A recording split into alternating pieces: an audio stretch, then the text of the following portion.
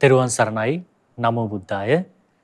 ඇසළ පුන් පොහෝ දවසේ ශ්‍රද්ධා රූප වාහිනිය ඔස්සේ විකාශය වන පන්නරසී දහම් සාකච්ඡාව අප ආරම්භ කළේ පසුගිය පොසොන් පුන් පොහෝ දවසේ. ඉතින් ඇසළ පුන් පොහෝ දවසෙත් රාත්‍රී 7ට සුපුරුදු වේලාවට පන්නරසී දහම් කතිකාවත ආරම්භ කරන්න සූදානම් වෙන්නේ.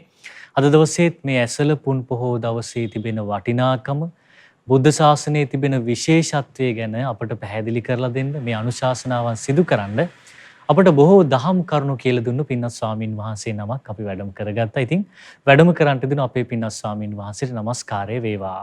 සාදු සාදු සාදු. අවසරයි අපේ ස්වාමින් වහන්සේ. ඉතින් ඇසළ පුන් පොහෝ දවස කියන්නේ මේ බුද්ධ ශාසනයේ විශේෂ සිදුවීම් රාශියක් සිදු වුණු පුණ්‍යවන්ත දිනයක්.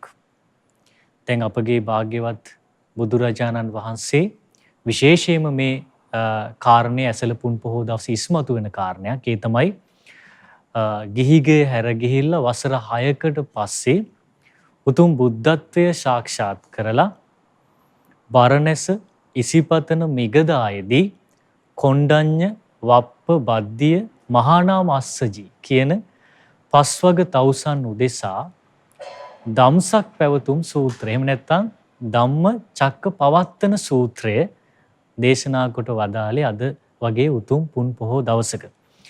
මේ පුන් පොහෝ දවසේ තවත් විශේෂ සිදුවීම් රාශියක් තිබෙනවා. ඒ අතරින් අපගේ බෝසතාණන් වහන්සේ මායාදේවී කුස පිළිසිඳ ගැනීම මේ උතුම් පුන් පොහෝ දවසේ සිදු වුණා.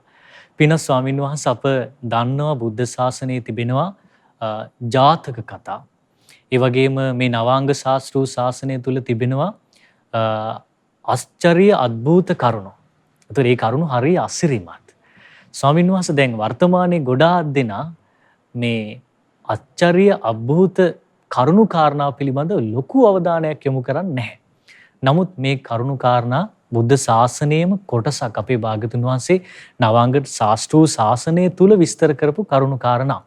පින ස්වාමීන් වහන්සේ මේ පන්නරසී දහම් කතිකාවතේ ආරම්භයක් විදිහට මම හිතුවා අපි ප්‍රස්තුත මාතෘකාව, ඒ කියන්නේ ධම්සක් පැවතුම් සූත්‍ර වර්ණාවට යන්න පෙර මේ කරුණු කාරණාව දැනගන්න. මේ පුන් පොහෝ දවසේ පුණ්‍යවන්තෙක්, මහා පිනැත්තෙක්, පාරමී ධර්ම පූර්ණේ කරපු අපගේ බෝසතාණන් වහන්සේ මව්කුස පිළිසිඳ ගැනීම සිදු වුණා. ස්වාමීන් වහන්සේ මේ කරුණු කාරණාවෙන්ම අද පන්නරසී දහම් සාකච්ඡාව ආරම්භ කරන්න හිතුවා. නමෝ බුද්ධාය. සියලු දෙනාටම තෙරුවන් සරණයි.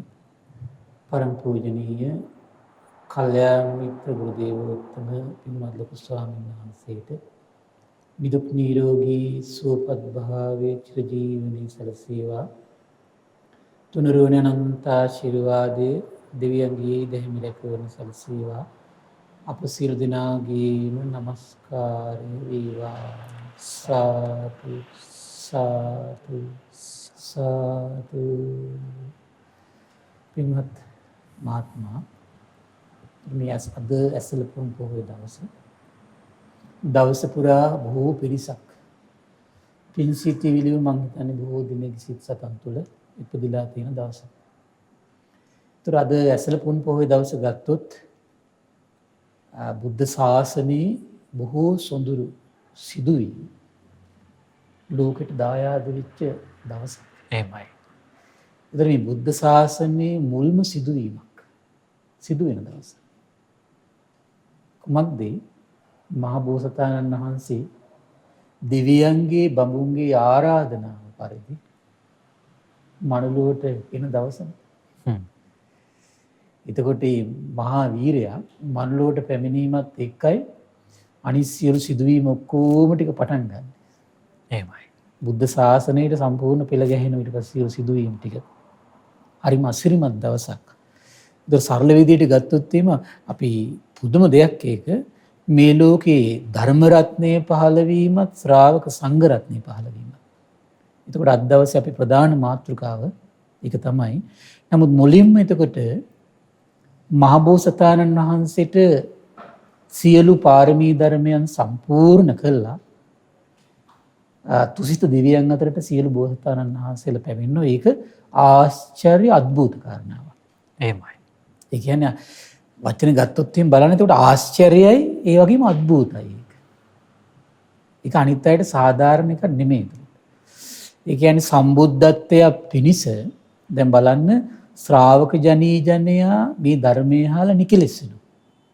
නමුත් මේ නිකලෙස්සුණු ශ්‍රාවක ජනීජනයාගේ චිත්තසංතානේ සියල්ල දන්නා සියල්ල දකිනා මේ මානසිකත්වයේ සංවේදී වෙන්නේ. හැබැයි යම් උත්තමයෙක් මේ ලෝකෙ නිකලෙස් වෙද්දී සියල්ල දන්නා සියල්ල දකිනා මේ මානසිකත්වය ඒ ස්වභාවයේ සංවේදී වෙනව නම් ඒ සම්මා සම්බුදුරජාණන් වහන්සේගේ පමණයි. කුමක් නිසාද? සසරේ අනන්ත පිරු කියන්නේ ගුණයක් වුණත් සතුන් මැරීමෙන් වැළකීම වුණත් ඒක පුරුදු කළා කෙලවරටම ඇවිල්ලා. කෙලවරටම ඇවිල්ලා. සොරකමින් වැළකීලා ඒක පුරුදු කළා ඒක කෙලවරටම ඇවිල්ලා. ආය සතෙක් මරන්න සිටිවිල්ලක් පහළ වෙන්නේ නැති මට්ටම. බාහිර ලෝක හේතුන් මතවත් කිසි ලේසියකින් හිතවිල්ලක් පහළ කරන්න බැරි මට්ටමට. ඒක කියන්නේ අසංකේය කල්ප හතරක්. ඒ කල්ප හතරකුත් ලක්ෂයක් පුරාවට පුරල ඒ ගුණයක් පුරල එන එකට කියනවා පාරමී ධර්මයන්ගෙන් පාරමී પ્રાપ્ત වෙනවා කියලා. එහෙමින උත්තමය දැන් තුහිත දෙවියන් අතර ගියාට පස්සේ පුදුම අසිරිමත්.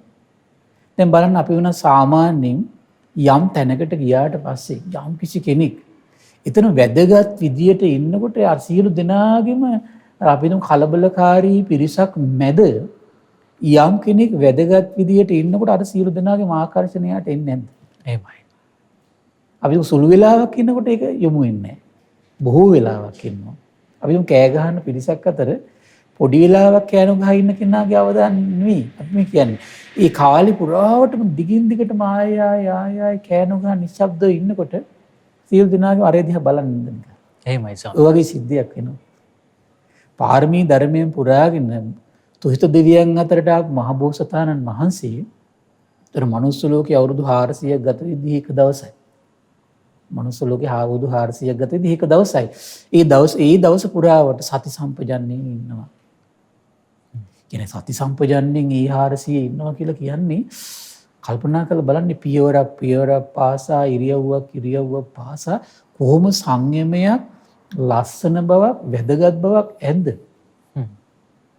ඒ වගේ එතකොට දවස් 30ක් මාස 12ක් අවුරුද්දක් ඒ වගේ අවුරුදු 4000ක් මහ බෝසතාණන් වහන්සේ සති සම්පජන්ණයෙන් වාසය කරනකොට දෙවියන් බඹුන් මරුන් සියලු දෙනාගේම අවධානය අර උත්තමයට පහළ වෙනවා. පහළ වෙච්ච නිසා බොහෝ දෙව් බඹුන් දැනගන්නවා මේ මහා වීරයා. ඒ නිසා ආරාධනා කරන්නේ කොහොමද? කාලෝ යන්තේ මහා වීර. මේ මහා වීරයන් වහන්සේ මේ සුදුසු කාලයයි. උපජ්ජමාත කුච්චිය. මෞකසක උපදින්න. දෙව් මිනිස් ලෝකයා සසරෙන් ඈතර කරවන්න සුදුසු කාලයයි කියලා ආරාධනා කරනවා. ආරාධනාවෙන් තමයි මෞකසට එන්නේ.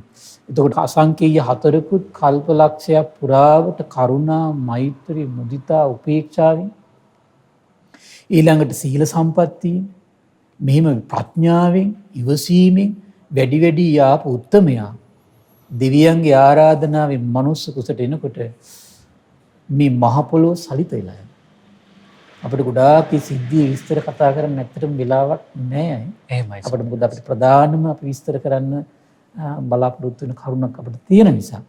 ඒකෝට ඒ වගේ මහා ආශ්චර්ය අద్భుත සිද්ධියකින් තමයි මනුස්ස ලෝකෙට එන්නේ. පින ස්වාමීන් වහන්සේ දැන් මේ කාරණේ දැන් මේ ඇසළ පුන් පොහෝ දවසේමයි නේද අපගේ මහා බෝසතාණන් වහන්සේ මහා බිනිෂ්ක්‍රමණය කළා කියලා සඳහන් සිද්ධ වෙන්නේ. ඔව්. එතකොට මේ විදිහට මෞකසට මහා වීරයා විසක් පුන් පුරුද පොහොය දවසේ මනුස්ස ලෝකෙට ඇවිල්ලා පාපියවර තබලා ඊට පස්සේ ගාන්ට කරුණ සකස් වෙනවා අවුරුදු 29 වෙනකොට පුදුමයි. ඒ දෙවරුන්ගේ දැන් බලන්න තමන්ගේ පිය රජතුමා ජරාව ඒ පරිසරයෙන් ඇසට නොපෙනෙන විදියට. ඒතර ඇසට නොපෙනෙනවා කියලා කියන්නේ දැන් අපි මේ මන්දිරයේ මාලිගයේ නම් එතකොට මේ එහා පැත්තේ එළියේ විතරක් ජරාව නොපෙනෙන සැලැස්සුවා නෙමෙයි. එතකොට රාජකුමාරයා ඒ පුරා සැරිසරා යනවා. එහෙමයි. විශාල ඒරියා එක ජරාවට පත් වෙන අය අයින් කරලා.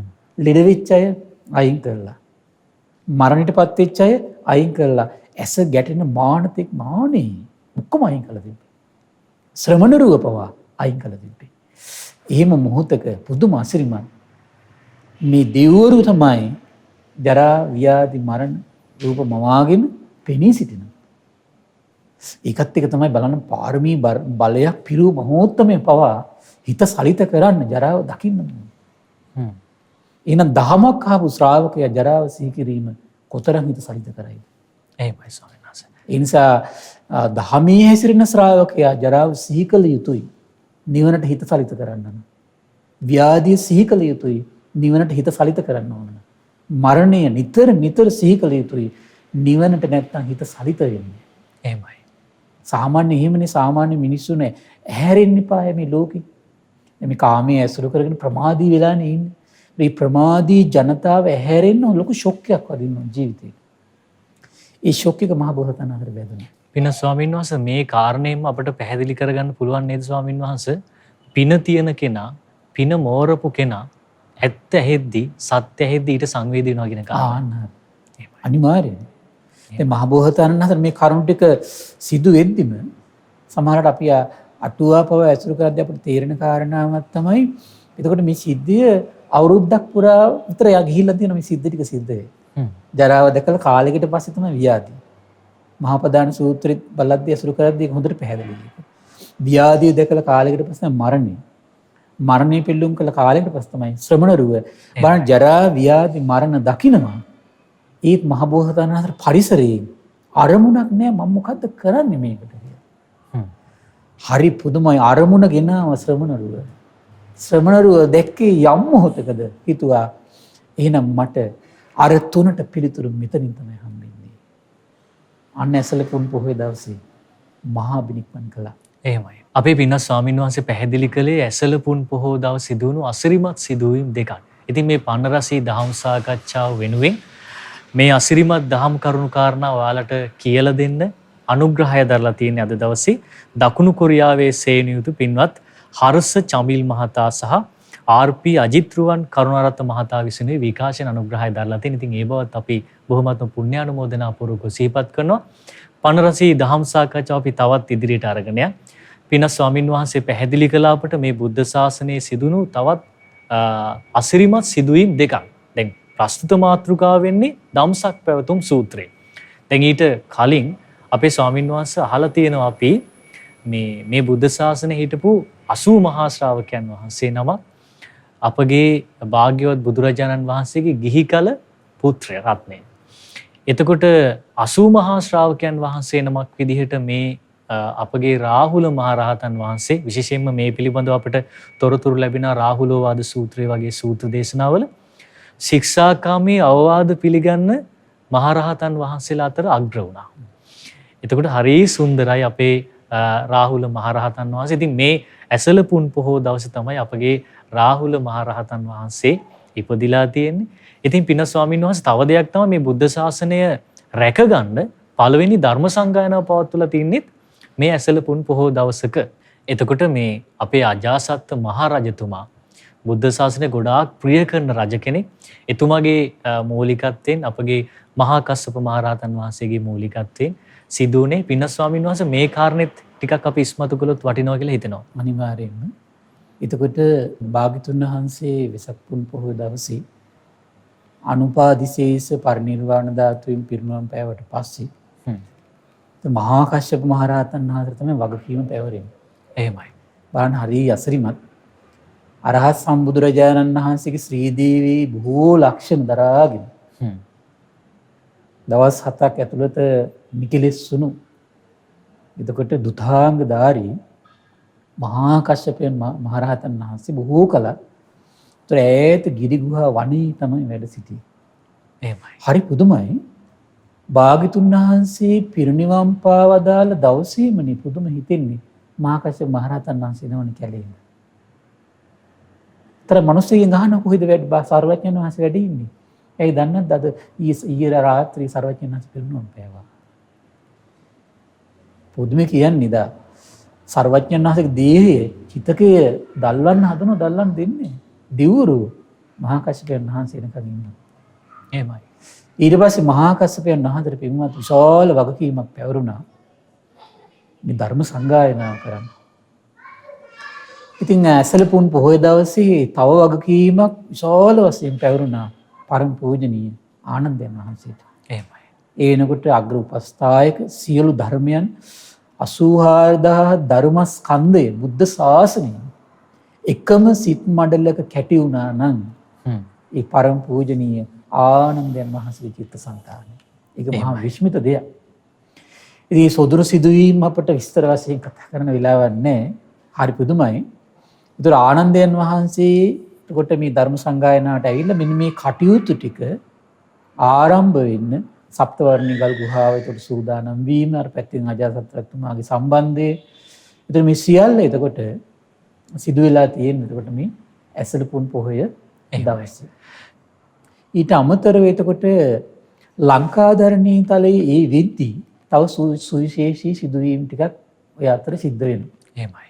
හරි පුදුමයි. එතකොට පරම පූජනීය මිහිඳු මහරහතන් වහන්සේ පොසොන් පොහොය දවසේ දැන් ලංකාවට වැඩම කළා. වැඩම කළාට පස්සේ මේ ශාසනික දායාදේ දෙමින් පරම පූජනීය මිහිඳු මහරහතන් වහන්සේ පිණ්ඩපාතේ වඩිනවා. ඒක රටේ නගර මිනිස්සුන්ට ධර්මයේ දෙනවා. රජවාසලේ දානේ වළඳනවා. එතකොට රජවාසලේ අයට ධර්මයේ කියනවා. මේ විදිහට මට මතක හිටිය දවස් 20 ගාණක් ඒ ඇසුරු කරගෙන වැඩ වාසය කළා. ඊට පස්සේ දැන් වස් වාසය කරන්න කිට්ටුයි. වස්වසන්. එතකොට කුමද්ද කරේ මිහිඳු මහරහතන් වහන්සේ සෑගිරියට වඩින්න සංඝයාත් එක්ක ඊට පස්සේ රජවාසලේ ඉඳන් දානේ වළඳන ගමන් වැඩියා.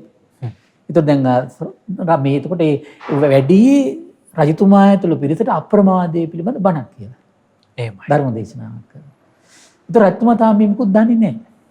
ඊට පස්සේ මිහිඳු මහරහතන් වහන්සේ හරි පුදුමයි සෑගිරිය පැත්තට වැඩියා කියලා ආරංචියක් ආවා. මහමෙවුනා පැත්තට වඩින්න නැතු. රජතුමා කලබලේ ආවා. විස්තර අහනකොට ඊට පස්සේ අපි 85 කන්දකය ගැන අන්නේ විස්තර කියලා දුන්නා. එහෙමයි. එතකොට ඒක තමයි මේ වස් වැසීම ගැන විස්තර වෙන්නේ. රජතුමා හරි අතිශයින් ප්‍රසාදයටපත් වුණා. එතන හිටියා දේවානම්පියති නිරින්දානන්ගේ සහෝදරියගේ මේ පුතෙක් හිටියා අරිට්ට ඇමති කෙනෙක්. තව සහෝදරයොත් 55 දෙනෙක් හිටියා. ඔක්කොම මම හිතන්නේ 56 මේ සිද්ධි බණත් අහලා දැන් ප්‍රසාදයටපත් වෙලා දැන් මේ පැවිදි වෙන්න උවමනාව තිබ්බා. මේ අදහස මුදුන්පත් කරගෙන කියන්න අවස්ථාවක් උදා වුණේ. මේ අර වස්වැසීම ගැන කියලා විස්තර අහද්දී ඔක්කොම මේ අදහස ඉස්මතු කරන්න අවස්ථාවක් ගත්තා. එහෙමයි. කිව්වා මම පැවිදි වෙන්න කැමතියි කියලා. ඊට පස්සේ මේ මොහොතේ මොකද රජතුමා රාජනියෝගයන් නිකුත් කළා. සෑගිරිය ආවට තියෙන ගල්ලෙන් 68ක් මට මතක හැටියට පිරිසිදු කළා පිරිස්තර කරන්න කියලා. ඊට පස්සේ මේ හරි පුදුමයි. ඇසලපුන් පොහොය දවසේ මේ ගල්ලෙන් 68 සහිත විහාර පූජාව ලංකාවේ සිද්ධ වුණා. එහෙමයි. ඒ විතරක් නෙමෙයි අරිට්ට කුමාරයා ඇතුළු මේ 55 දෙනෙක්. ඒතර ලංකාවේ එතකොට මුල්ම සිංහල කුමාරවරුන්ගේ පැවිදි වීම. එදා සිද්ධ වුණේ. ඇත්තට මුල්ම එතකොට පැවිදි වීම පොසොන් පොහොය දවසේමයි සිද්ධ වුණේ. මේ මිහිඳු මහරහතන් වහන්සේත් එක්ක ආවනේ කවුද මේ උපාසක කෙනෙක්. ඒ උපාසකයා පොසොන් පොහොය දවසේම පැවිදි වෙද්දිම නිකලෙස් වුණා. ඒතර ලංකාවේ මහරහතන් වහන්සේ නමක් බිහි වුණේ මුලින්ම පොසොන් පොහොය දවසේ. එහෙමයි. ඒතර පැවිදි වීමක් සිද්ධ වුණා පොසොන් පොහොය දවසේ. නමුත් ලංකාවේ සිංහල කුමාරවරු පැවිදි භූමියටපත් වීමත් හරි පුදුමයි.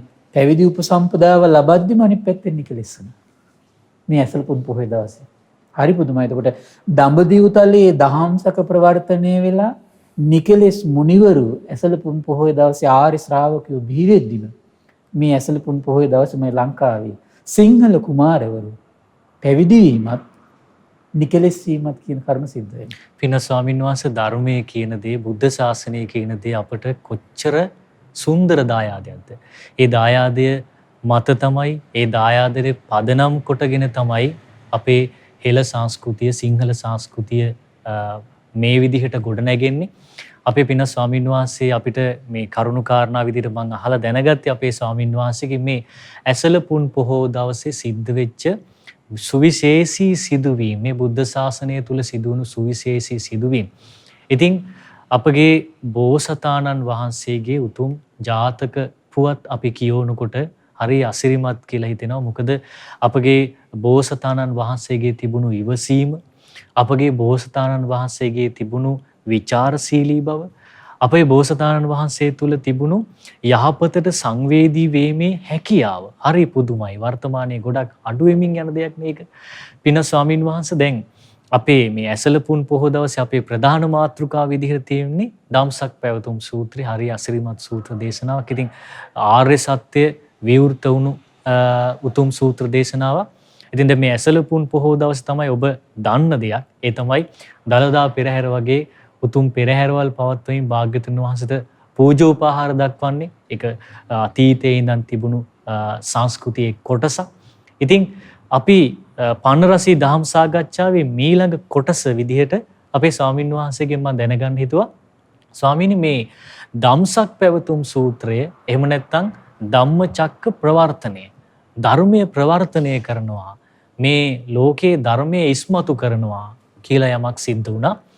මේ කරුණු කාරණාව ඇත්තටම කුමක්ද? ධම්සක් පැවතුම් සූත්‍රයේ අන්තර්ගතය පිළිබඳව මේ පුන් පොහෝ දවසේ මං හිතුවා අපි දැනුවත් විය යුතුයි කියලා. අපේ ස්වාමින් වහන්සේ ගැන කරුණු කාරණා ටිකක් අපිට කියලා දෙන්න අවසරයි.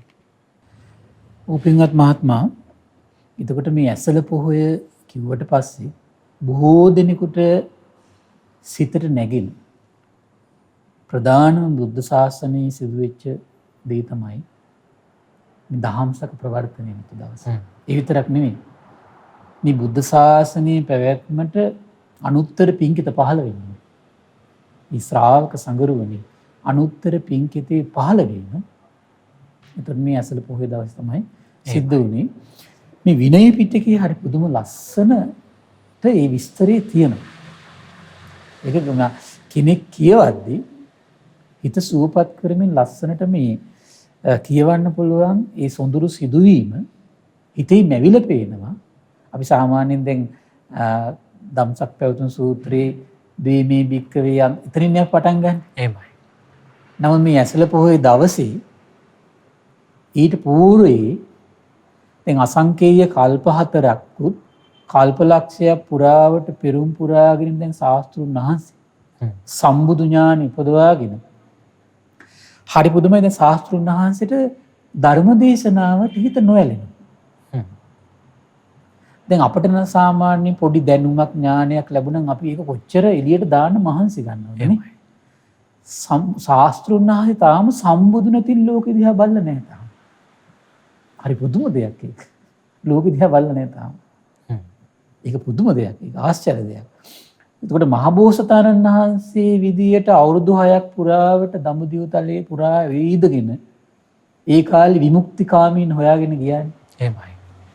ගිහිල්ලා දැන් විමුක්තිකාමීන් කියන පිරිස එතකොට කොච්චර කාමයේ අතහැරලා දාලා හිටු පිරිසක්ද? නමුත් මේ පිරිසගේ හිතවල දැකපු දෙයක් දෙක කාමයේ අතහැරියට කොහොමද? දෘෂ්ටි.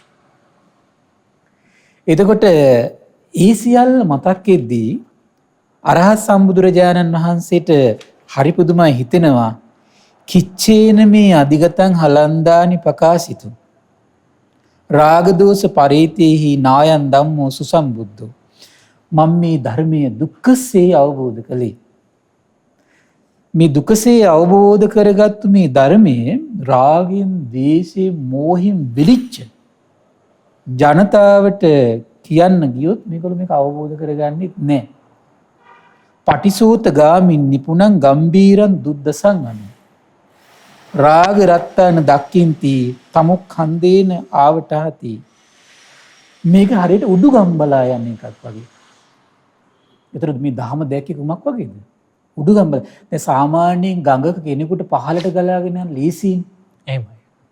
නමුත් බලන්න වේගෙන් ගලාගෙන යන ගඟකට අපි අතින් පයින් උත්සාහ කළා පොඩි දුරක් යන්නත් අපිට කොච්චර අමාරුද? ඒතර බුදුරජාණන් වහන්සේගේ තමන්ගේ ඥාණයෙන් දැක්කේ මිනිස්යාගේ හිත තුළ මේක පණපවනවා කියන එක ආමේ වගේ දෙයක්. එහෙමයි. ඇයි ඒ වෙනකොට මිනිස්සයා විවිධ දෘෂ්ටිවල පිරී ඉතිරී ගිහිල්ලා. ඒ මිනිස්සයාට මම මේ කොහොමද කියන්නේ? සාම්පති බ්‍රහ්මරාජය දකිද්දිම සලිත වෙලා ගියා. පින ස්වාමීන් වහන්සේ මේ දෘෂ්ටිං 62ක් තිබුණා කියලා කියනවා. ඕනේ. එහෙමයි. එතකොට සාම්පති බ්‍රහ්මරාජය දකිද්දි සලිත වෙලා ගියා. සලිත වෙලා ගිහිල්ලා හිතනවා කුමක්ද හිතන්නේ මේ අහෝ සම්මා සම්බුදුරජාණන් වහන්සේ මේ ලෝකේ පහළ වෙලා අනේ බුදුරජාණන් වහන්සේ මන්දෝත්සාහී වෙනවනේ ධර්ම දේශනාවට. ගිහිලා ආරාධනා කරනවා දේශේතු බන්තේ භගවා ධම්මං දේශේතු සුගතෝ ධම්මං. අනේ ස්වාමීනි භාග්‍යතුන් වහන්සේ ධර්මයේ දේශනා කරන්න. සුගතයන් වහන්සේ ධර්මයේ දේශනා කරන්න. ලස්සන වචනයක් තියෙනවා මේක. අප්පරජක්ක ජාතික. ස්වාමීනි අල්ප කෙලස් තියෙන අය මේ ලෝකේ ඉන්නවා කියලා වචනයක් දේශනා කළා. මේ භාග්‍යතුන් වහන්සේ හිතුනේ රාග දේශ මොහෙන් මේ පිරී ඉතිරී ගිය මිනිස්සුන්ට කොහොමද මේක හරියන්නේ? සාම්පති බ්‍රහ්මරාජය තමයි කියන්නේ අල්ප කෙලස් තියෙන අය ඉන්නවා. ඒ අය මේ කිව්වොත් අවබෝධ කරනවා. ඒතකොට තමයි සම්බුදු නැති ලෝකෙ දිහා බලන්නේ. සම්බුදු නැති ලෝකෙ දිහා බලද්දි තමයි ඇත්තටම දකින්නේ කොහොමද? ඇත්ත නේනම් මේ ඉන්නවා කෙලස් අඩු අය ඉන්නවා. එහෙනම් මේ ධර්මය අවබෝධ කරගන්න පුළුවන් කාටද? කෙලස් අඩු අයට. අද එහෙනම් මේ ධර්මය උඩාක් හිතට සංවේදී වෙන්නේ නැත්තේ. ඒකේ රහස් තේරුම් ගන්න කෙලස් වැඩි. කෙලස් වැඩි නිසා තමයි මේක සංවේදී වෙන්නේ නැත්තේ. එහෙමයි. ඊට පස්සේ හරිය ආශ්චර්යයි අරහත් සම්බුදුරජාණන් වහන්සේ බැලුව කාට ධර්මයේ කියන්නේ අපිට මේ විස්තර කතා ගොඩක් කියන්න වෙන්නේ නැහැ. මොකද අපිට ගොඩක් කර්ම කාරණා කියන්න තියෙන නිසා ඊට උද්දකරම් හරිය පුදුමයි. මේ ශාස්ත්‍රුන් වහන්සේගේ මේ කෙලෙහි ගුණ අරහත් සම්බුදු කෙනෙකුගේ කෙලෙහි ගුණ බෝධිය ඇසුරු කරගෙනම සති ගානක් සම්බුද්ධත්වයටපත් වෙන්න උපකාර කළා. ඊට පස්සේ ධර්මයේ දේශනා කරන්න යද්දී මුලින්ම මතක් වෙනවා තමන් බෝසත් කාලේ මුලින්ම අවවාද ගත්තු ආලාර කාලා උද්දකරාම් පුත් බලනකොට පුදුමයි. මේ බුදු කෙනෙක්ගෙන් දකින්නවා ධර්මයේ දේශනා කළ සැනින් අවබෝධ වෙන හිතක් තිබුණ කෙලෙස් අඩු වෙයි කියන්නේ. හැබැයි හරි පුදුමයි. එතකොට මට කල්පනා වුණා එතකොට මේ ධර්මය අවබෝධ කරගෙන කෙලෙස් අඩු වීම එක උදාර දෙයක් අපේ ජීවිතේ තියෙන්න ඕන එකක්. එහෙමයි. හැබැයි ඒක විතරක් තිබුණට මම ශාස්ත්‍රුන් වහන්සේ මුණ ගැහෙන වාසනා ගුණ මහිම තියෙනවා. එහෙමයි. දැන් බලන්න ආලාර කාලාම උද්දකරාම් පුත එක්කෙනෙක් සතියකට පෙර මිය පරලෝක ගිහිල්ලා. අනිත් එක්කෙනා දවසකට පෙර මිය පරලෝක ගිහිල්ලා. ධර්මයේ කියූ සැනින් අවබෝධ කරන මානසික කුසලතාවයේ තියෙනවා. හැබැයි ශාස්ත්‍රුන් වහන්සේ මුණ ගැහෙන වාසනා ගුණ මහිම. පින ස්වාමීන් වහන්සේ දැන් පින කියන දේ කොච්චර වැදගත් වෙනවද අපේ ජීවිතේ. ඊළඟට මතක් වෙන්නේ කවුද? ඊළඟට මතක් වෙනවා මේ පංචවග්ගී භික්ෂුන් වහන්සේලා. එහෙමයි. බලන්න මේ උත්තමයන් වහන්සේලට ඒත් මතක් වෙද්දිම හිතනවා ඉක්මනින් අවබෝධ කරනවා කියන එකත් මතක් වෙනවා. වාසනා ගුණ මහිමයක් තියෙනවා. එහෙමයි. ඒ බෝසතාණන් වහන්සේට උපස්ථාන කරමින් හිටියානේ. කාලයක්. සම්බුදු බවට පත් වෙනවා කියලා අදහස තිබුණා. අදහසත් එක්ක උපස්ථාන කරගෙන හිටියා.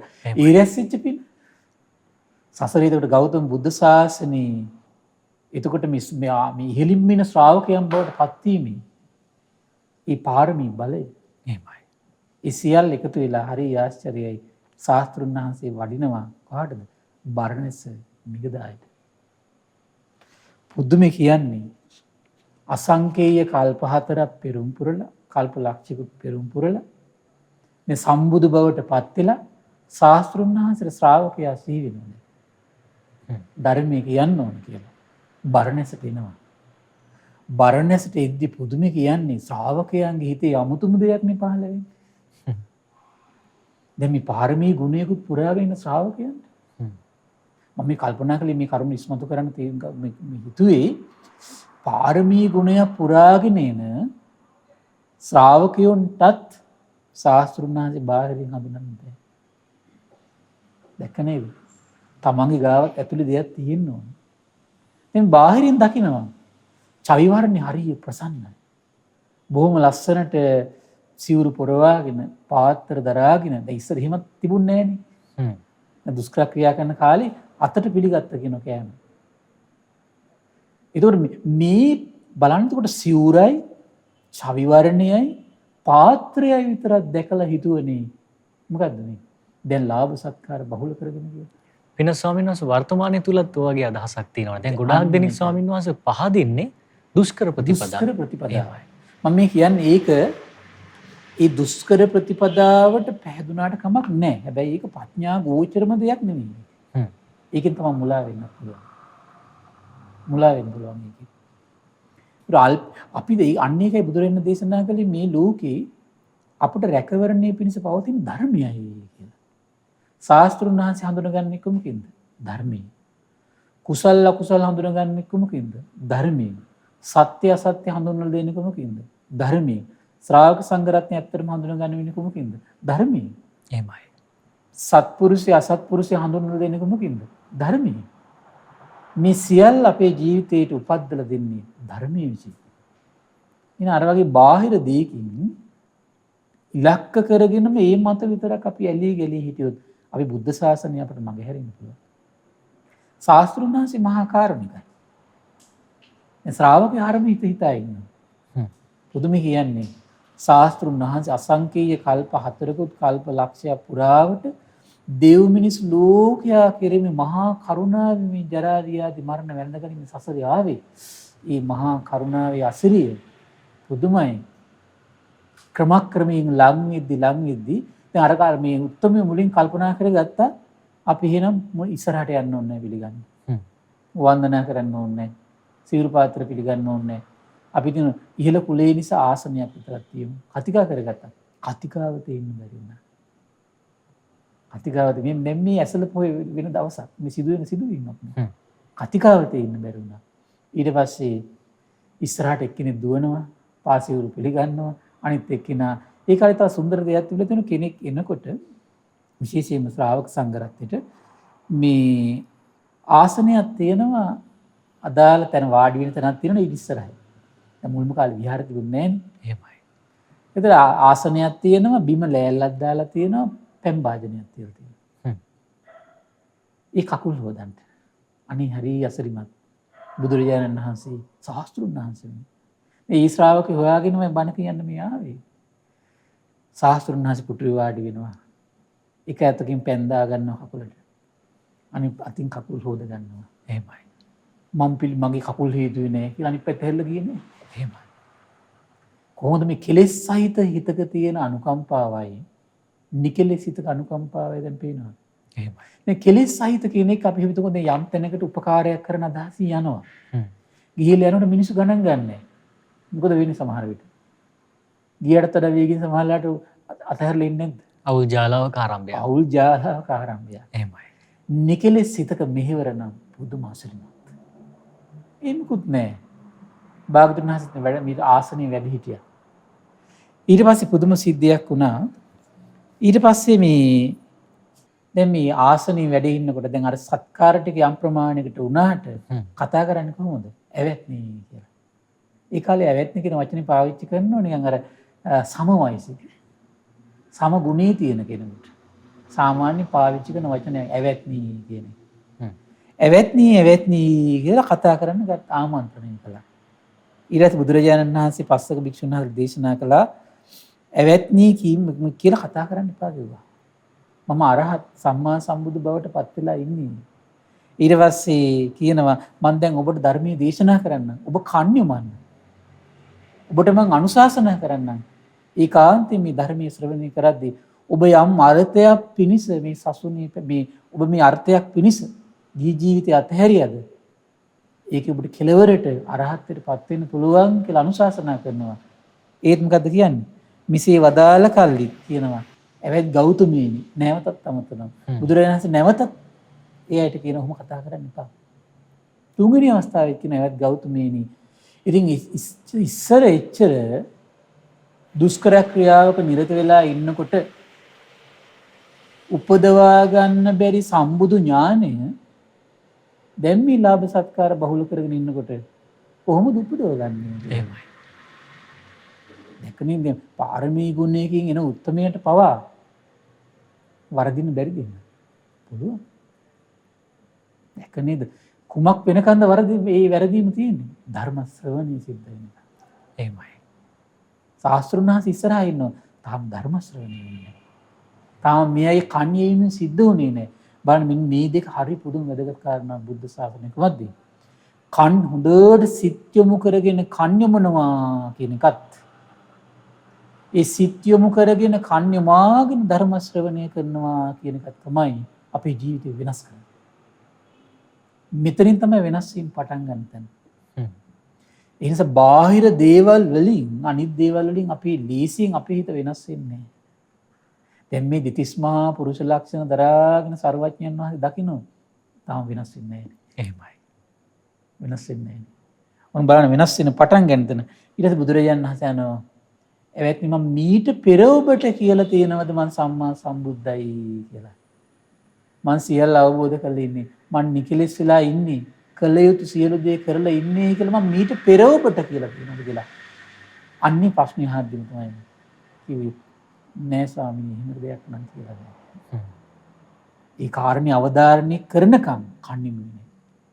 එහෙනම් පින්වත්නි මම දැන් සම්මා සම්බුද්ධත්වයට පත් වෙලා ඉන්නේ. දැන් මේ කියන අනුශාසනාව අහන්න, කන් යොමන්න, සිත් යොමු කරන්න කියන වචනේ නැවත අවධාරණය කරන්න. ඒ නිසා පින්වත්නි මේ බුද්ධ ශාසනයකට මේ වගේ යුගයකට ආපු අපට විශේෂයෙන් පුරුදු කරන්න ඕන කාරණා දෙකක් මෙන්න මේ. මොකද්ද? හොඳට සිත් යොමාගෙන කන් යොමු කරනවා කියන එක. එහෙම කන් යොමු කරගෙන ධර්ම ශ්‍රවණය කරනවා කියන එක. ඒක වැදගත් අපේ මානසික පරිවර්තනයක් උපදින්න හේතු වෙන කාරණාවක්. සමහර මේ යුගයේ මේක හරිම දුක්ඛසී කරන්නේ. ඒතර ඒ ඇයිට තමයි අද යුගයේ කොහොමද ධර්මයේ කියවීම. ඇත්තට අද යුගයේ ගොඩාක් එතකොට අර කාරණේ ගොඩක් ප්‍රතිඵල ගන්න පුළුවන් පිරිස අද හරි අඩුයි. අද ගොඩාක් එතකොට යම් කෙනෙකුට සෑහෙන මහන්සි වෙනවා තමන්ම කියවලා.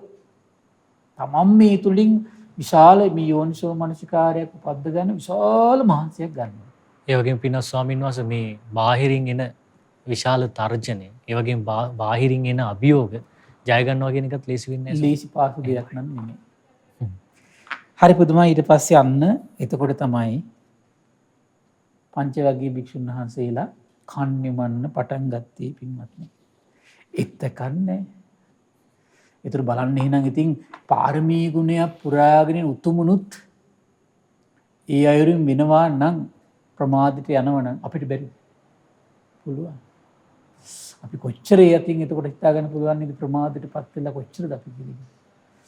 එතකොට ප්‍රමාදයටපත් වෙලා එච්චර අපි ගුණයෙන් පිරීලා ඉන්නවා කියලා අපි හැමතිස්සෙම තීරුම් ගන්න මහන්සි ගන්නවා. ඒ තීරුම් ගත්තොත් මොකද වෙන්නේ? අපි සෑහෙන පරිස්සම් වෙන මහන්සි ගන්නවා. මොකද අපි සාමාන්‍ය පොඩ්ඩක් සමහර වෙලාවට ශ්‍රද්ධාව ඇති වෙලා පොඩ්ඩක් සීල් රැකීම ගත්තට පස්සේ සමහරවිට අපි අර අවදානම කියන එක අපි ගොඩක් දෙනෙක් අඩු වෙලා යන එකක්. තමන්ගේ මේ තමන්ට නිවන් මාර්ග දියුණු කරගන්න මම තව පරිස්සම් වෙන්න ඕන. පරිස්සම් වෙලා තව ධර්ම ශ්‍රවණය කරමින් මම මේ හික්මෙන්න ඕන කියන අදහස ගොඩක් අයගේ නැති වෙලා යන එක. ආන් ඊට පස්සේ තමයි බුදුරජාණන් වහන්සේ පින්වත්නි ඇසලපුන් පොහොය දවසේ දසදහසක් ලෝක ධාතුන් කම්පා කරමින් දහම්සක ප්‍රවර්තනය වුණේ. ඒ නිසා මේ දේශනාවට නම් වැටෙන කොහමද? ධම්සක් පැවතුම් සූත්‍රය. එහෙමයි. බුදුරජාණන් වහන්සේ මුලින්ම දැන් ඒ වෙනකොට පංචවග්ගීය භික්ෂුන් වහන්සේලා විශ්වාස කළේ ඇත්තටම කොහමද? දුෂ්කර ක්‍රියාව. ඒ නිසා මේ මනසින් එතකොට ඒක අයින් කරවන්න බුදුරජාණන් වහන්සේ මුලින්ම ලස්සන කරුණු දෙයක් ඉස්මතු කළා. ද්වේමේ භික්කවේ අන්තා පබ්බජිතේන නසේවිතබ්බා. පින්වත් මහණෙනි අන්ත දෙකක් සේවනය නොකළ යුතුයි. යෝචායන් කාමේසු කාම සුකල්ලිකාන යෝගෝ. ඒතර මේ කාමේ ඇලී ගැලී වාසය කිරීම. එතකොට මේ කෙනෙක් සතුන් මරමින් කාමේ ඉන්නවා කියලා කියන්නේ කාමේ ඇලී ගැලී ඉන්නේ. සොරක දැන් බලන්න සතුන් මරමින් කයින් වචනින් මනසින් දුෂ්චරිත හැසිර කෙනෙක් කාමී මේ කාම ඇසින් පේන රූප, ශබ්ද, ගන්ධ, රස, පහස මේව හොයනවා කියලා කියන්නේ කොහොමද? ඇලී ගැලී වසනවා. එහෙමයි. සමහරට ඇහුවත් කියන්නේ කොහොමද? අනේ අපිට පොයට සිල් ගන්න යන වෙලාවක් නැහැ කියන්නේ නැද්ද එහෙම ගත්තා. ඇත්තට වෙලාවක් නැතිකම නෙමෙයි තියෙන්නේ. ඒකට තමයි කියන්නේ කාමයේ ඇලි ගලී ඉන්නවා කියලා. එහෙමයි. දැන් මම මේ කියන්නේ මේ කාලවක වානුවේ නෙමෙයි. දැන් ගොඩක් අය කියන අනේ අපිට දරුවන්ගේ ප්‍රශ්න තියෙනවා. දැන් එහෙම කෙනා හදිසියෙන් අසනීප වුණොත් ස්පිරිතාලේ නොගිහින් ඉඳී සතියකට දෙකකට මාසයකට මේ ඇඩ්මිට් වෙන්න කිව්වොත් යනවනේ. දැක්කනේ එතකොට එදාට ජීවිතයට ආස කරනවා. පින්න ස්වාමීන් වහන්සේ මේ දහම් කරුණ සංවේදී නොවීම කියන දේ තියෙනවා. සංවේදී නොවීම. එහෙමයි. ඒකට තමයි කියන්නේ ඡන්දය අඩුකම. අපි නිතර කියන එකක් තමයි මේ 이르දිපාද අඩුයි කියලා කියන්නේ. විමුක්තියක් පිණිස, කල්යාණ මිත්‍ර ඇසුරක් පිණිස, සද්ධර්ම ශ්‍රවණයට එයාගේ හිතේ කැමැත්තක් තියෙනවා. නමුත් ඔය කියන අයම සමහරවිට ගෙවල් වල පැය ගණන් ටීවී බලන්නේ නැද්ද? බලනවා. ටීවී බල බලයි කාලේ අපත යවන්නේ නැද්ද? අපත යවන්නේ. නැති කොහොමද ඒක? කැමැත්තයි නැති. ඡන්දෙ නැතිකමද? ඊට වඩා ඡන්දයක් තියෙනවා කාමයට. අන්න බුදුරජාණන් දේශනා කළා කාමීසු කාමසු කල්ලිකානු යෝගෝ හීනං. හරි ලස්සන වචන ටිකකින් කියන කොහමද? හීනයි කියනවා, ග්‍රාම්‍යයි කියනවා, ඒ වගේම පුතජනයි කියනවා.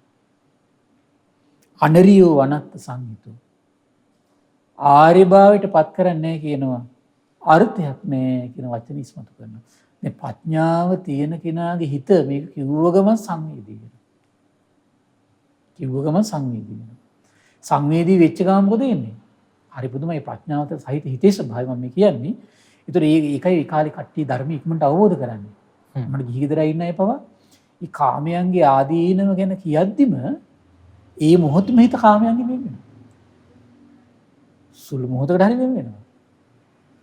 වෙන් වෙච්ච ගමන් නික්කම් හිත හොඳට හිත පිළිරලා තියෙනවා. අර පොඩි ආදීනව ටිකත් ප්‍රඥාවන්ත හිතේ ස්වභාවය තමයි ආදීනව පොඩ්ඩයි කියන්නේ. කීප ගමන් හිතේ බැස ගන්නවා. බැසගත්ත ගමන් හිත කාමයන්ගෙන් ඈත් වෙලා තියෙනවා. ඈත් වෙච්ච ගමන් ඊට පස්සේ ඉතුරු නික්කම් ආනිසංසය හිතට දෙන්න හරි ලේසි. එහෙමයි. ඊළඟ මේ මොහොතෙන් ඊළඟ කරුණට හිතට යනවා. ඒකයි ඒ කාලේ බොහෝ තැන්වල අහලා ඇති ධර්මදේශනා බොහෝ තැන්වල කරනකොට දානීය ආනිසංස කියනවා. සසරේ දන් දීපු කෙනෙක් නම් සමහර මේ ජීවිත සුන්දර දන් දෙන කෙනෙක් නම් ඉතින් දානීය ආනිසංස සිහිපත් කර දානීය ගැන හොඳට හිත පහදවනවා. ඒතර බාහිර ලෝකයේ දේවල් ගැන හිත හිතා හිටපු කෙනා දානීය ආනිසංස කියපු ගමන්ම ඒකේ හිත පොඟනවා. ඊරස් නෙක්ඛම්මේ ආනිසංස කාමයන්ගේ ආදීනව සුගතිය ගැන කෙලෙස්වල ආදීන ඊට පස්සේ ඒවට ඊට පස්සේ සංවේදී වෙනටක් ගන්න. සංවේදී වෙච්ච ගමන් ඊට පස්සේ හිත හොඳට හිත දිහා බලනවා කියනවා ශාස්ත්‍රුන් වහන්සේ. බලක් දකින්න කියන ලස්සන වචනයක් තියෙනවා. හිත නිරෝගී කියනවා. හිත නිරෝගී කියනවා. ඒ කියන්නේ එහෙනම් මේ සාමාන්‍ය කෙනෙකුගේ හිත මොකද වෙන්නේ හැමතිස්සෙම? රෝගී. කියන්නේ නීවරණත් එක්ක තියෙන හිත කියලා කියන්නේ රෝගී හිතක් කියන එක. කය රෝගී වුණාට පස්සේ වගේ නෙමෙයි හිත රෝගී වුණාට පස්සේ. දැන් කයට අසනීපයක් වුණාට පස්සේ නම් දෙහි ටිකක් බීලා ඇඳේ හාන්සි වෙච්ච ගමන් නිින්ද යනවනේ හොඳට. එහෙමයි. හිත අසනීප වුණාට පස්සේ මොකද වෙන්නේ? නිින්ද යන්නේ පිච්චෙනවා. පිච්ච නෙන්නේ. දැක්ක නේද? හිත අසනීප වුණාට පස්සේ. හරි පුදුමයි බුදු කෙනෙක් දකිනවා හිත නිරෝගී වුණාට පස්සේ තමයි කියනවා. චතුරාර්ය සත්‍ය දේශනා කරන්නේ. දැන් මේ හිතෙන් තමයි ඉස්සෙල් හිත ගන්න. එහෙමයි. ඊළඟ කියනවා යෝචායන් අත්ත කිලමතාන යෝගෝ දුක්ඛෝ අනරියෝ අනත්ත සංහිතෝ. ඊට මේ ලෝකේ යම්තා කයට දුක් දෙන ක්‍රමයක් ඇද්ද? දැන් ඒගොල්ලෝ ගොඩාක් විශ්වාස කළේ ඒකනේ. ඒකෙන් මොකද්ද සිද්ධ වෙන්නේ? දුකයි ආර්ය බවට පත් කරන්නේ අනාර්ථ සංහිතයි කියද්දිම ඒවා හිතලින් අතහැරලා යනවා. ඒ විතර නෙවෙයි ඒතේතේ භික්කවේ උබෝ අන්තේ අනුපගම මජ්ක්‍ධිමා පටිපදා තථාගතේන අபிසම්බුද්ධා. අර ප්‍රතිපදා දෙකේ ආදීනම විස්තර කරලා ඊළඟට ලස්සන වචන වලින් දේශනා කරනවා. හරි ලස්සනයි. මොකද කියන්නේ උබෝ අන්තේ අනුපගම. ඔය අන්ත දෙක අතහැරලා මජ්ක්‍ධිමා පටිපදා තථාගතේන අபிසම්බුද්ධා. කාමිට වැටෙන්නේ නැති කායට දුක් දී යන ප්‍රතිපදාවකට වැටෙන්නේ නැති හරි පුදුමයි මානසික විශාල පරිවර්තනයක් සිදු කරන ලස්සන ප්‍රතිපදාව තථාගතයන් වහන්සේ අවබෝධ කළා. මජ්ක්‍ධිමා පටිපදා තථාගතේන අபிසම්බුද්ධ චක්කු කරණි. ලස්සන වචනයක් ඒක. කොහොමද ඇසක් ලබා දෙනවා කියනවා. අපි සාමාන්‍ය සිංහල භාෂාවේ මේකට පාවිච්චි කරනවා දහම් නැස ලබා දෙනවා. දැන් ඇසක් ලබා දෙනවා කිව්ව ගමන්ම අර ගුණයක් පුරාගෙන සසරේන උත්තුමියෝනේ හරි වේගෙන් සංවේදී වෙනවා. චක්කුං උදපාදි ඥානං උදපා ඥාන කරණි. ඥානෙ උපද්දලා දෙනවා. ඒ වගේම උපසමාය හිත ටික ටික සංසිඳලා යනවා. අභිඥාය විශේෂ ඥානයන් සම්බෝධාය අවබෝධයේ පිණිස නිබ්බානාය නිවන පිණිස මේ මධ්‍යම ප්‍රතිපදාව හේතු වෙනවා කියද්දිම අර හිටපු පංචවග්ගී භික්ෂුන් වහන්සේලා හිත සංවේදී වෙලා යන්නේ. එහෙමයි. කතමාච භික්කවේ මජ්ක්‍ධිමා පටිපදෙන් බලන්න අර දෙකේ හිත යන්නේ කැරකින්නේ ඊට පස්සේ. දැන් මේ වගේ එතකොට අර්ථ පිරිපුන් වෙච්ච දෙව් මිනිස් ලෝකයාගේ පවා සිත් සතන් සලිත වෙච්ච මේ වගේ වචන ඒ වෙනකොට දෙව් මිනිස් ලෝකයට අහන්න ලැබෙන්නේ. එහෙමයි. මේ මුල්ම වතාවකට ඒ නිසා තමයි මේ වචන වලට පාවිච්චි කරන පෙර නොඇසු විරු දහමක්.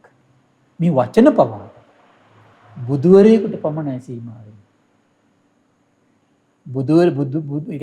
බුද්ධ ශාසනයක් කාලේ අතුරුදහන් වෙලා ගියාට පස්සේ ආපහු පුතජන ජනීජනයාට මේ වගේ උත්තම ගම්බීර වචන සංවේදී වෙන්නේ. කතා බහක් ඇති වෙන්නේ වචන පවා.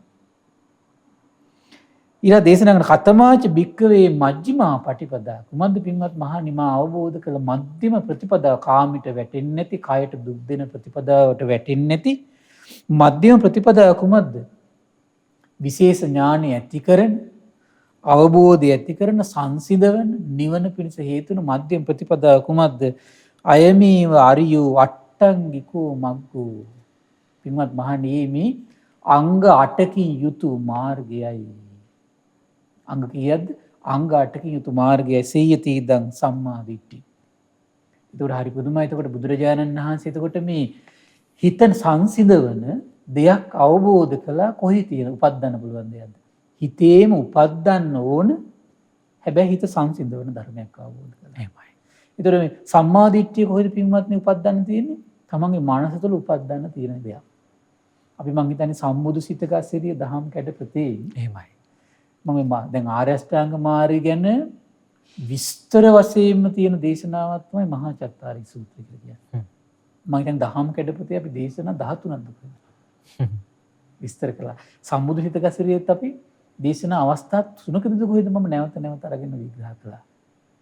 මොකද මේ මාර්ගය එහෙමයි. මොකද යම් කෙනෙක් මේ ලෝකේ දේශනාවේ තියෙනවා ආර්ය අෂ්ටාංග මාර්ගය හරියට තේරුම් ගනිමින් හිත පහදව ගත්තොත් ඔහුගේ හිත තුළ ආර්ය වූ පැහැදීම තමයි කියන ඇති වෙන්නේ. ඒ ඇති වෙන පැහැදීම නිවනටම ගෙනියන්න උපකාර කරනවා. එතන පින්න ස්වාමීන් වර්තමානයේ අපිට තියෙන ලොකුම අභියෝගය පැහැදීම ඇති කරනවා. ලොකුම අභියෝගය මේක. එහෙමයි. ඒ වගේ උදාර ගම්බීර දෙයකට මේ හිත පහදවන්න හරිම අමාරුයි.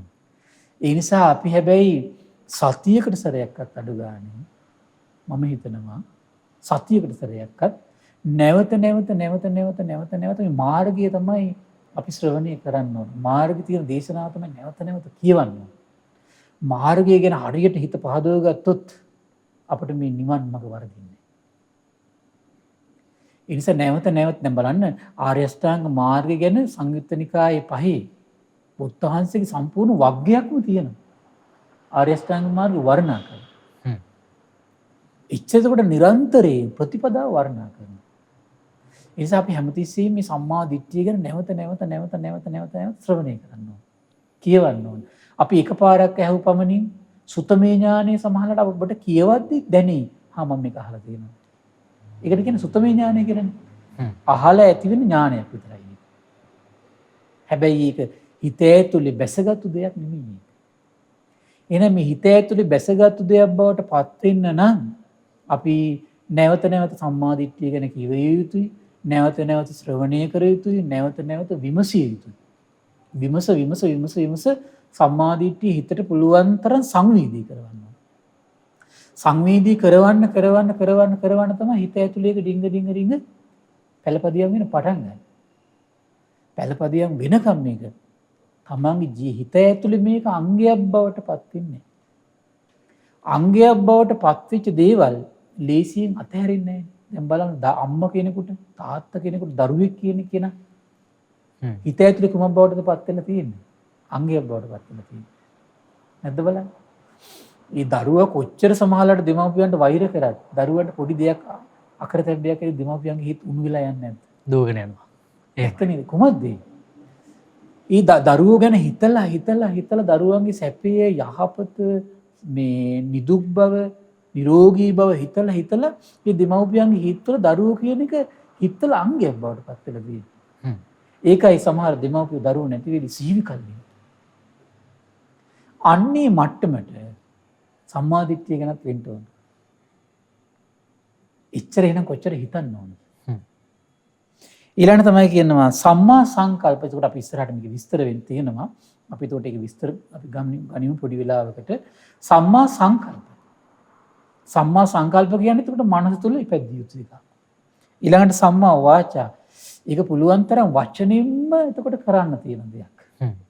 දැන් ගොඩාක් අය හිතනවා එතකොට මේ භාවනා කළා තමයි නිවන් දකින්න තියෙන. භාවනාවෙන් තොර නිවනක් නැත කියලා ඉස්සර බෝඩ් පවා තියෙනවා. එහෙමයි.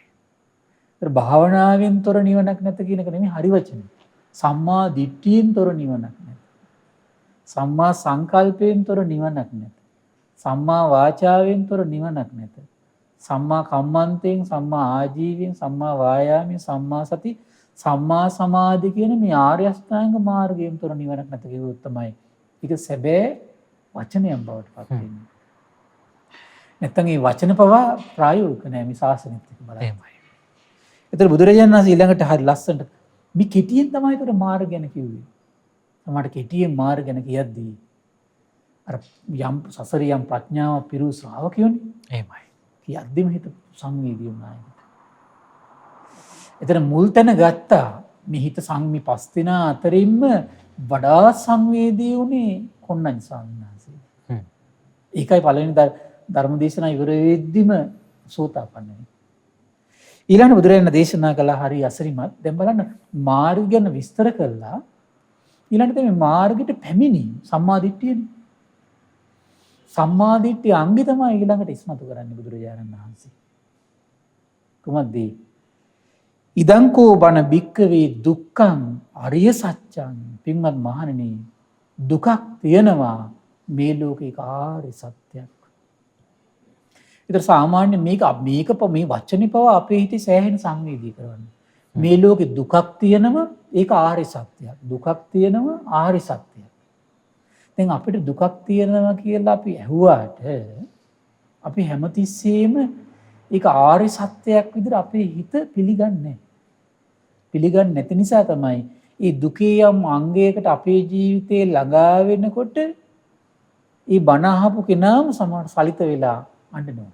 පින ස්වාමීන් වහන්සේ ඒකේ අර්ථය ඒ කියන්නේ ඒ දේ අපිට සංවේදී නොවෙන්නේ අපි සැප කැමති නිසාද නැත්නම් අපි ගොඩක් සැප බහුලව ඉන්න නිසාද? නෑ. ප්‍රඥා මෝරණ නැති නිසා. දැන් බලන්න විසාකා මහෝපාසිකාව 7 අවුරුද්දේදී ධර්මය අහලා ඉපදීම දුකක් කියලා අවබෝධ කරගන්න ඕනේ. ඒ අවබෝධයෙන් ලද ඒ උත්තමාවිය ගිහි ගෙදර ළමයි 20 දෙනෙක් හදලා කල්පනා කරලා ළමයි 20 දෙනෙක් මොනුපුරු මිනිපිරිය කොච්චර ඉන්නේ නැද්ද? නමුත් ඒ ඇයි සිහිවි කල්ුණාද? සාස්ෘණාංශ යමතකුණාද? නෑ. ප්‍රඥාව. දැක්ක නේද? එහෙනම් මේක ප්‍රඥාව හිත ඇතුලේ මෝරන්න ඕන. ඒකයි අපි කියන්නේ හැමතිස්සෙම මේක හිත ඇතුලේ අංගයක් බවට පත් වෙන්න ඕන කියලා. මේක හිත ඇතුලේ අංගයක් බවට පත් වෙන්න ඕන. එන හැමතිස්සෙම ඒතර මේ දුක්ඛං ආර්ය දුක ආර්ය සත්‍යයක්. ඒතර කුමක්ද මේ දුක? ඉපදීම දුකක්. මේක ආර්ය සත්‍යයක්. දැන් අපි මේක මේ වෙලාවේ ඇහුවට තව සුළු මොහොතකින් ප්‍රශ්නයක් ආව ගමන් මොකද වෙන්නේ? අපිට මේක අමතක වෙලා යනවා. ඇයි? ආරි සත්‍යයක් කියලා වචනේ අපි කතා කළාට අපේ හිත ඇතුලේ ඒක පණ පෙවිලා නැහැ. ඒක පණ පෙවෙන්නේ කොහොමද? නැවත නැවත ඒ හිතට පණිවිඩය කියනවා. ඒ කියන්නේ ස්වාමීන් වහන්සේ ඉන්ද්‍රිය ධර්මයක් විදිහට මේක වැඩිලා නැහැ කියන්නේ. අන්න හරි. එහෙමයි. ඉන්ද්‍රිය ධර්මයක් විදිහට වැඩෙන්න ඕනේ. ඒතර ඉන්ද්‍රිය ස්වභාවය මොකක්ද? දැන් බලන්නකෝ අපි ඇස කියන එක. අපේ ඇස කියන එක අපිට ඕන දෙයක් බලන්න හොඳ ප්‍රകൃතිමත් ඇසක් තියෙන කෙනා මම මේ කියන්නේ. හොඳ ප්‍රകൃතිමත් මේ ආබාධ නැති ඇසක් තියෙන කෙනාට ඕන දෙයක් දිහා බලන්න ඉක්මනට මෙයාගේ ඇස යොමු කරන්න පුළුවන්ද බැරිද? පුළුවන්. එහෙමයි. ප්‍රමාද වෙන්නේ නැහැ. ඉන්ද්‍රිය ස්වභාවයක. ඇස නම් වූ ඇසට පාවිච්චි කරනවනේ ඉන්ද්‍රිය කියලා. ඇසට අපි සාමාන්‍යයෙන් මේ භාගතුනස් පාවිච්චි කරන ඉන්ද්‍රිය කියන වචන පාවිච්චි කරනවා. ඒතර ඇස නම් වූ ඉන්ද්‍රිය ස්වභාවයක තමයි. ඒතර ඇස නම් වූ ඉන්ද්‍රිය ස්වභාවය ඒක නම් ප්‍රඥාව නැමැති ඉන්ද්‍රියත් මොකද වෙන්නේ? අන්න එහෙම වෙන්න ඕන. ඉපදීම දුකක් කියන කාරණේ එහෙනම් යාට වේගින් යාට සංවේදී කරගන්න පුළුවන් හැකියාවක් තියෙනවා. අවබෝධයක් කියලා කියන්නේ ඒක.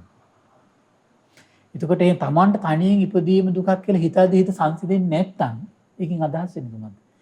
ඒ ඉපදීම දුකක් කියන කාරණේ ඉන්ද්‍රියක් බවට ඒ අවබෝධي පිහිටලා නැහැ කියන එක. එහෙමයි. ඉතින් තමන්ගේ හිතේ තියෙන පොඩි පැහැදීමට මන් දැන් මාර්ගඵල ලැබලා ඉන්නේ කියලා රැවටෙන්න එපා. තේරුණා නේද? මේ සමහර අය ඉන්න මෙහෙම. අපි તો බණ අහනවා. සුත්තමේ ඥානෙත් තියෙනවා. අපි તો එයාට හොඳ සසරේ මෛත්‍රිය හොඳට වඩපු කෙනෙක් ටිකක්. ඒ මෛත්‍රිය වැඩිට පස්සේ සමහරවිට එයාට මේ ජීවිතේ හට ගන්න හැල හැප්පීම් වලදී එයාගේ හිතේ ලේසි දේසි හට ගන්න නැහැ.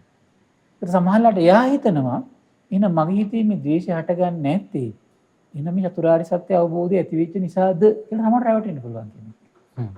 දේවදත්තරු නේවත් එක්කනේ රැවටුණානේ. එහෙමයි. එයාට පෙර සසරේ පිනකට වේගින් ඇති වෙන සමාධියක් තිබ්බා. අර සමාධි මහා බලයට අර බාහිර පරිසරයේ ඉදිරියේදී නිකන් කම්පණය නොවන හිතක් තියෙනවා යාට දැනුණා. මට මතකයි මේ දේවදත්ත ඔය සිත ගැන කරපු මහා ගැඹුරු දේශනාවක් තියෙනවා. අංගුත්තර නිකායේ. එහෙමයි. ඒකට මම සිත ඉතර රැවටිලා හිටියා. ඒ රැවටීමත් එක්කම හිතුවා මම හරි කියලා. සිත මායාකාරී කියන එක නේද සිත මායාකාරී ස්වභාවය.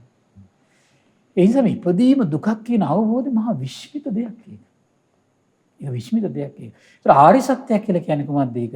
ඒක මිනිස්යන්ට විතරක් සීමා වෙච්ච කාරණාවක් නෙවෙයි, දෙවියන්ට විතරක් සීමා වෙච්ච කාරණාවක් නෙවෙයි, බමුණට විතරක් සීමා වෙච්ච කාරණාවක් නෙවෙයි. සියලු උපන් සත්‍යයටම තියෙන පොදු උරුමයක් තමයි කොහොමද? උපදිත් සත්‍යයට මේ දුක කියන එක තමන්ගේ ජීවිතේ ළඟා කරනවා. දැන් බලන්න ඊළඟට බුදුරජාණන් දේශනා කළා ජරාපි දුක්ඛ. උපන් සත්‍යයේ ඊළඟ උපදිනු මොහොත ඉඳලා ඊළඟට මොකද්ද තමන්ගේ ජීවිතේට ළඟා වෙන්නේ? මොහොතේ ජරාව තමයි තියෙන්නේ. නැද්ද බලන්න? මව් කුසට ආපු කෙනාගේ ඉඳලා ඊට පස්සේ ආපු වෙලාව ඉඳලා තියෙන කොහොමද? ජරාව. ඉපදුණු වෙලාව ඉඳලා තියෙන කොහොමද? ජරාව. ඩිංග තමන්ගේ ජීවිතේ මොකද වෙන්නේ? කාලය අවසන් වෙවි. ඇස කන නාසය දිවකය මනස ඉන්ද්‍රියන් මෝරා යමි. සාමාන්‍යයෙන් අපි ජරාව කියව ගමන් අපි හිතනෝනේ නේ කෙසි දෙන්නම ඕන කියලා. හැම රැලි වැටෙන්නම ඕන කියලා. දත් ටික වැටෙන්නම ඕන කියලා. ඒකත් එක්කනේ ගොඩක් අය කියන්නේ අපි එන වයසට ගියාට පස්සේ සිල් ගන්නම් කියලා කියන්නේ. ඇයි? තම වයස අවුරුදු 40 කෙනාට හිතෙන්නේ මම ජරාවටපත් වුණා කියලා. වයස 30 කෙනාට හිතෙන්නේ මම ජරාවට නේදපත් වුණේ කියලා. සමහර අය අවුරුදු 60 වෙලක් හිතෙන්නේ නැහැ ජරාවටපත් වුණා කියලා. ස්වාමීන් වහන්සේ තාම මට අවුරුදු 60යි කියනවා. තේරෙනව නේද? හරි පුදුමයි. මට තාම 60යි කියලා කියනවා. ඒ කියන්නේ හිතන් ඉන්නේ කොහමද? තාම මැදෙම සමහර තරුණ වයසේ කියලා. බලන්න හිතේ තියෙන ස්වභාවය. ඒතර මෙන්න මේක ආර්ය සත්‍යයක් විදියටම මේ හිතට කාවද්දනවා කියන එක ලීසි පාසු දෙයක් නෙමෙයි. ඒකයි බුදුරජාණන් දේශනා කළේ මේ දුක නම් වූ ආර්ය සත්‍ය අවබෝධ කළ යුතුයි කියා ධම්මස පහළ වුණා කියලා. එන එක නිකන් හිතේ උපදින එකක් නෙමෙයි. කොමක් කරගත යුතුද? ඒක දුක් මහන්සියෙන් ඉපදීම දුකක් කියලා මෙතන මේ ඉපදීම දුකක් කියන එක විවිධ විග්‍රහ දුක් කර දුන්නාට ඒක හිතේ මේ අවබෝධ වෙන එකක් නෙමෙයි. ඒක මේ ඉපදීම දුකක් කියන කාරණේ තමන්ගේ හිතේ ඇති වෙන අවබෝධය. ඒක අමුතුවෙන් ආයි විග්‍රහ සහිත වෙන්න ඕන එකක් නෙමෙයි. ජරාව දුකක් කියන එක ඒක අවබෝධයක් ඒක. ආයි නැවත සැකයක් ඇති වෙන්නේ නැහැ නේද? ඇති වෙන එකක් නෙමෙයි. ඒක අමුතු ආයි අපි ඇත්තට වචන අරගෙන විවිධ අර්ථ අරගෙන කියන්න ඕන එකක් නෙමෙයි. ඇත්තටම කියනවා නම් අවබෝධය ස්වභාවය. අවබෝධයට පෙර එකට අපිට විවිධ විස්තර කියද්දි සමහරලාට විවිධ දේවල් කියන්න පුළුවන්. ඒක අවබෝධයට පෙර ඒක. අපි ධර්මයේ අහලා කෙනෙක් කල්පනා කරන ඕනේ මේ ජරා ඉපදීම දුකක් වෙන්නේ කොහොමද? ඊට පස්සේ එයා හිතන හරි මේ ඉපදිච්ච නිසානේ මේ සමාජයේ තියෙන මේ ප්‍රශ්න වලට දරුවන්ගේ ප්‍රශ්න ඉගෙන ගන්න ඒවා මේ කුඹුරු ගොවිතැන් මේ ඔක්කොම ඉතින් මේ හැල හැප්පින් අවු වෙන සිද්ධ වෙනවා ක්ලයිමේට් එකේ වෙනසට මුහුණ දෙන්න සිද්ධ වෙන මේ ඔක්කොම එහෙනම් මේ ඉපදීම දුකක් තමයි කියලා විස්තර හිත මුල් කාලේ සමහරට කෙනෙක් එහෙම ගන්න පුළුවන්. හැබැයි එහෙම කර කර යන්නේ යෝනිසෝ මනසිකාරය. ඒ යෝනිසෝ මනසිකාරයක් විතරයි. වෙනස් ස්වාමීන් වහන්සේ ඒකත් එක එක්කෙනාට පෞද්ගලික වෙන්න පුළුවන්. පෞද්ගලික වෙන්න පුළුවන්. ඒක වෙනස් වෙන්න පුළුවන්. මොකද ඒක භාගතුන් දේශනා කළා නෑ මේක මේ අයුරින්ම වෙන්න ඕන කියලා. මොකද ඒ හිතන විදිහ එකිනෙක කෙනාට වෙනස් වෙනවා. සමහරට මම කියන විස්තරේ නෙවෙයි තව කෙනෙක් කියන්නේ. සමහරලාට තව පිරිසක් පහදින්නේ සමහරලාට එක එක්කෙනාගේ විස්තර වලට. හැබැයි මොන විස්තරයට ගියත් අන්තිමට එයාට ඉපදීම දුකක් කියලා විතරයි අවබෝධ වෙන්නේ. එහෙමයි. ඊළඟට තමයි ජරාව දුකක් කියන කාරණේ එයාට අවබෝධ වෙන්න ඕනේ. ඒතර බුදුරජාණන් වහන්සේ දේශනා කරනවා ජාතිපි දුක්ඛ, ජරාපි දුක්ඛ, ව්‍යාධිපි දුක්ඛ. මම පිටික ඊළඟට කෙටියෙන් කියන්න මොකද අපේ කාල වේලාව යන නිසා. මරණම්පි දුක්ඛං අප්පියේහි සම්පයෝගෝ දුක්ඛෝ පියේහි විප්පයෝගෝ දුක්ඛෝ යම්පිච්ඡන් නලබති තම්පි දුක්ඛං. සංකිට්ඨේන කෙටියෙන් කියනවා නම් ඇත්තටම මේ දුක කියලා කියන්නේ කොහොමද? පංච උපාදාන කන්දා දුක්ඛ. මේක හරි ලස්සන ගැඹුරු අර්ථයක් තියෙන තැන. එතකොට මේ කියන හැම දුකක්ම හටගන්නේ කෙටියෙන් කියනවා මෙන්න මේ නිසා කොහොමද? අතීතේ රූපයකට හරි මේ සතර මහා ධාතු වලින් හටගත්තු අතීතේ නිරුද්ධ වෙලා ගියපු රූපයකට තමන්ගේ හිත බැඳිලා තියෙනවනේ. උපාදාන වෙලා තියෙනවනේ. වර්තමානයේ තියෙන රූපෙට තමන්ගේ හිත උපාදාන වෙලා තියෙනවනේ. අනාගතයේ රූපයක් කෙරේ තමන්ගේ හිතේ උපාදානයක් තියෙනවනේ. තමන්යයි සලකන, අනුන්‍යයි සලකන, හීනයයි සලකන, ප්‍රණීතයයි සලකන, කුමන හෝ සලකන සතර මහා ධාතුන්ගෙන් හටගත් රූපයකට තමන්ගේ හිතේ උපාදානයක් තියෙනවද? ඒක තමයි කියන දුක. ඒ උපාදානයක් සහිත ජීවිතය තමයි කියන දුක. ඒකත් එක තමයි කියනවා ඉපදීම කියන දුක හටගන්නේ, ව්‍යාධිය නම් වූ දුක හටගන්නේ, ජරාව නම් වූ දුක හටගන්නේ, ව්‍යාධිය නම් වූ දුක හටගන්නේ, මරණය නම් වූ දුක හටගන්නේ, ප්‍රියයන්ගෙන් වෙන්වෙද්දී මේ ඔක්කොම දුක හටගන්නේ කොහොමද නිසාද? එතකොට මේ රූප වේදනා සංඥා සංකාර විඥාන වලට උපාදානයේ වෙච්ච ජීවිතයකුනේ අපි ජීවත් වෙන්නේ. ඒක තමයි අන්තිම දුක. වෙන ස්වාමීන් වහන්සේ පුංචි කාරණයක් විමසන්න අවසරයි. දැන් මේ උපාදානය සහ තෘෂ්ණාව කියන තුක දෙකක්ද එක වචනයක්ද ස්වාමීන් වහන්සේ? උපාදානය කියන එක සිද්ධ වෙන්නේ තෘෂ්ණාව. එහෙමයි. තෘෂ්ණාව යම් තැනකද එතන තියෙන ග්‍රහණය වීම කියන එක. තෘෂ්ණාව යම් තැනකද එතන තියෙන ගැට ගැහිම කියන එක. ඒතර මේ තෘෂ්ණාවත් එක්කම එතකොට ගැට ගැහිම කියන සිද්ධ වෙන්නේ. තෘෂ්ණාවෙන් සිදුවෙන ක්‍රියාවලියට පාවිච්චි කරන වචනයක් වෙන කොහොමද? උපාදානය. එහෙමයි. තෘෂ්ණාවක් නැති තැනක ග්‍රහණය වීම කියන එක ගැට ගැහිමක් කියන එක සිද්ධ වෙන්නේ නැහැ. යම් මොහොතක තෘෂ්ණාව ඇති වුණාද ඇති වුණු සැනින් මෙතන තියෙන කොහොමද? එයා ඒකට ගැට ගැහිලා ග්‍රහණය වෙච්ච කෙනෙක්. ඒකට කියන උපාදානය වෙච්ච කෙනෙක්. ඊළඟට බුදුරජාණන් දේශනා කළා හරි පුදුමයි. දැන් බලන්න දුක නම් වූ ආර්ය සත්‍ය. ඒතර මේ ටික කියද්දී දැන් අපි කාලයක් තිස්සේ අහපු කෙනෙකුට අර සුත්තමේ ඥානයත් එක්ක ඒක නිකන් අර හිතින් ගලාගෙන යනවා. මේක අහලා තියෙනවා. නමුත් මේ පෙර නොයසු විරුද්ධහමක්. ලෝකයක් මහලා නැහැ. දසදහසක් ලෝක ධාතුව කම්පා කරන දහමක් බවට පත් වෙනවා. දැන් ඒක අපි අර සමහර දේශනා කරද්දී තියෙන්නේ සබ්බාසෝ සූත්‍රය. සබ්බාසෝ සූත්‍ර දේශනා කරනවා කෙලින්ම මේ නිවන් මාර්ගට එන කෙනා දුක නම් වූ ආර්ය සත්‍යෙම සිහි කරන්න කියලා. ජරාව ගැන නිතර නිතර සිහි කරන්න. ව්‍යාධිය ගැන නිතර නිතර සිහි කරන්න. සිහි කර කර හිතන්න ඕන මේක මටත් තුරුම කාරණාවක්, අනිත් සත්‍යයන්ටත් තුරුම කාරණාවක්. මේ ලෝකේ යම් සත්‍යයක උපදිනවද? උපදින සියලු දෙනාටම පොදු කාරණාවක් කියලා මේක නැවත හිතර දෙන්න ඕන. පින්න ස්වාමීන් වහන්සේ ඒක නැවත අපිට සිහි කරන්න ගියොත් මේ hina වෙලා ඉන්න බැරි වෙයි කියලා මතයක් හිතුනොත් මෙහෙමයි. ඒක වෙන්න පුළුවන් සමහරලාට මේක ධර්මයේ පිළිබඳ කිසි තේරුමක් නැතුව අනවශ්‍ය විදියට අපි සමහරලාට හිතට බලපෑම් කර කර අනවශ්‍ය කරුණු දදා හිතන්න යන කට්ටිය ඉන්නවා. දැන් බුදුරජාණන් වහන්සේ කාලේ කොහොම සිද්ධියක් වුණා. අසුබේ වඩන්න කියලා අසුබේ ගැන අනුශාසනා කළා බුදුරජාණන් වහන්සේ වැඩියා. ඒතකොට එකිනෙක කෙනාට හිතන විදියට අසුබේ පුරුදු කළා.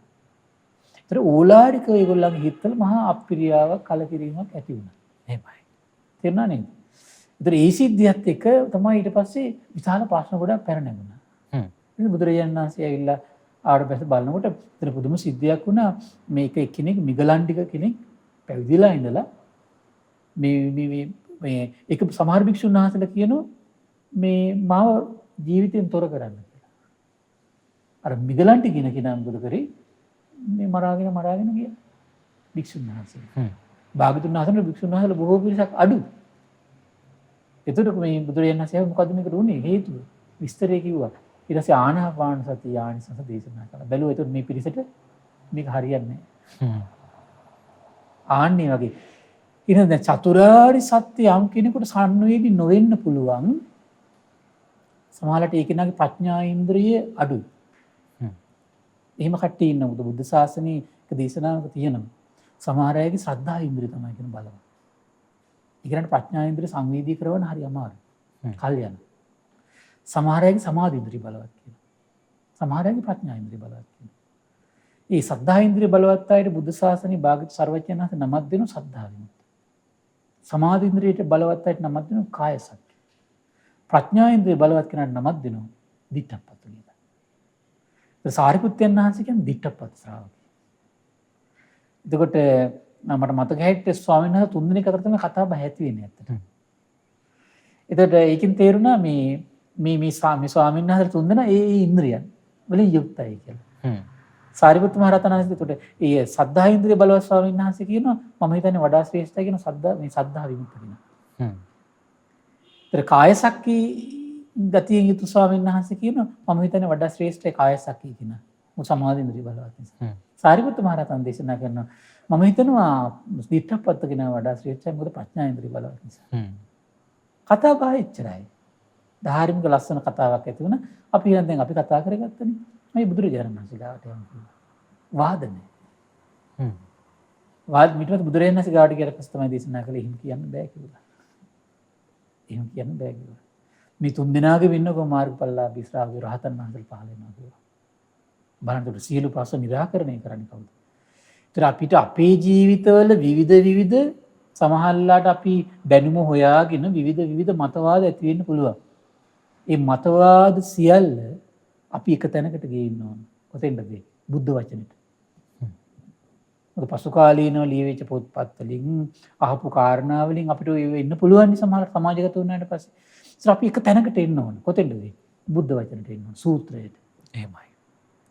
සූත්‍රය ඇවිල්ලා අන්න එක අර භාගතුන් වහන්සේ පිරිනිවන් මංචකේ දේශනා කරන්නේ සතර මහා පදේශ. අපිට ඒක විස්තර කරන්න වෙලාවක් නැහැ. එහෙමයි ස්වාමීන් වහන්සේ. ඒතර සතර මහා පදේශ කියන එක කාරණාවක් මේක යම් ස්ථවිර භික්ෂුවක් හරි කියන්න පුළුවන් කියනවා. මම මේක භාගතුන් වහන්සේ ඉදිරියේදී මම මේක ඇහුවේ කියලා. ඒත් සූත්‍රය බහ බලන්න කියලා. ගැළපෙන්නේ නැද්ද කියලා බලන්න කියනවා.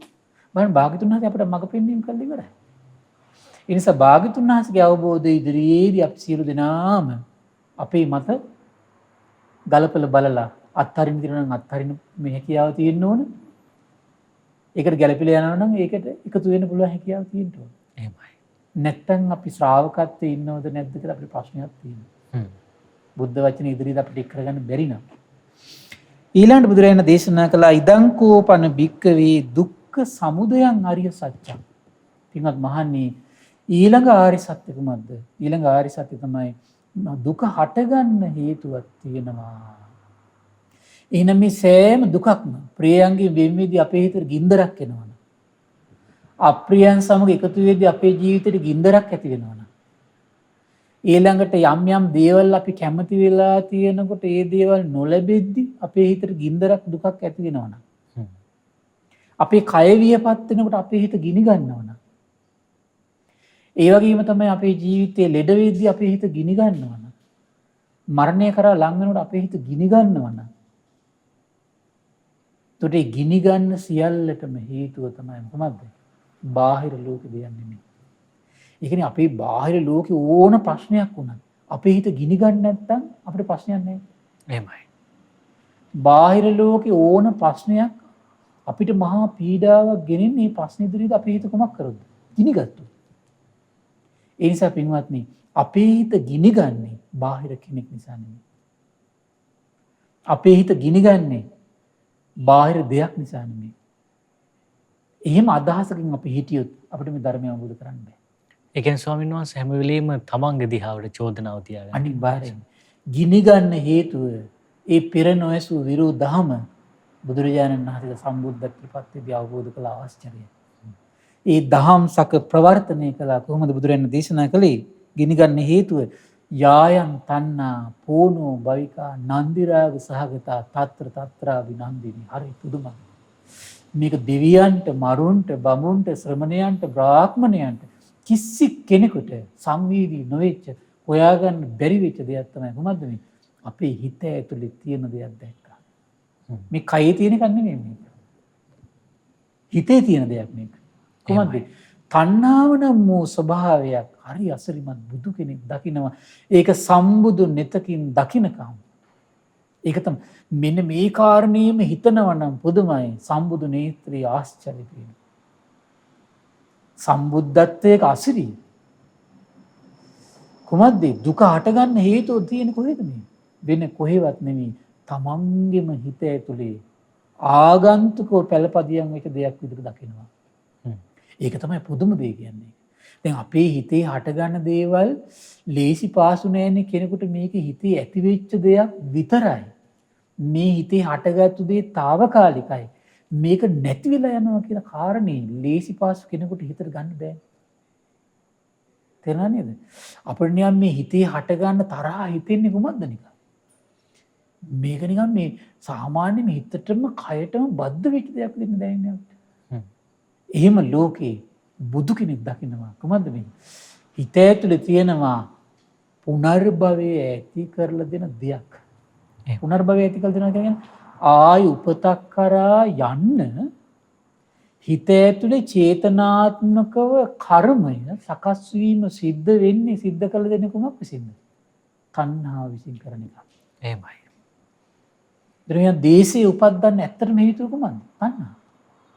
රාගය උපද්දල හිත ඇතුලේ උපද්දල දෙන්නේ කවුරු විසින්ද? තණ්හාව. මෝහය හිත ඇතුලේ උපද්දන්නේ කොහොමද විසින්ද? තණ්හාව. ඉරිසියාව උපද්දන්නේ කොහොමද? තණ්හාව. ක්‍රෝධය එකට එක් කිරීම, පරිගැනීම මේ හැම දෙම යම් තාක් මානසික අවුල්, වියවුල් ඇද්ද, කෙලෙස් ඇද්ද, උපක්ලේශ ඇද්ද මේ ඔක්කොම උපද්දන්නේ කවුරු විසින්ද? තණ්හාව විසින්.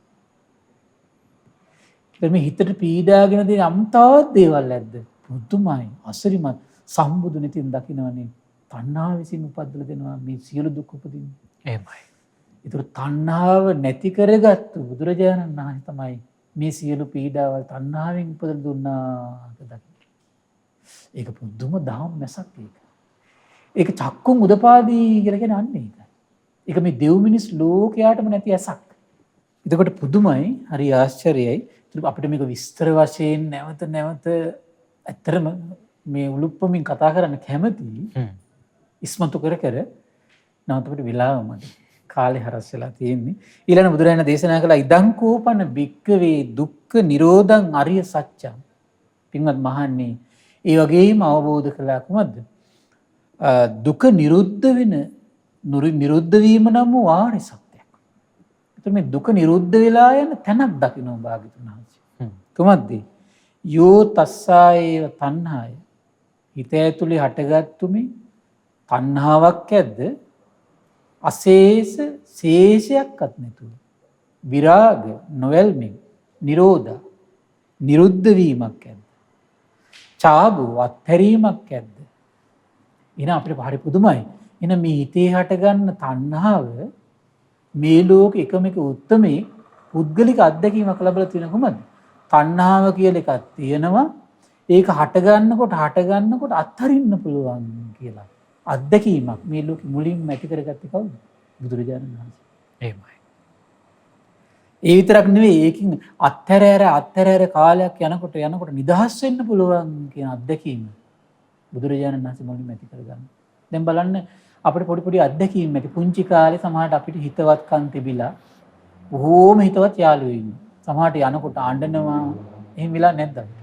තියෙනවා.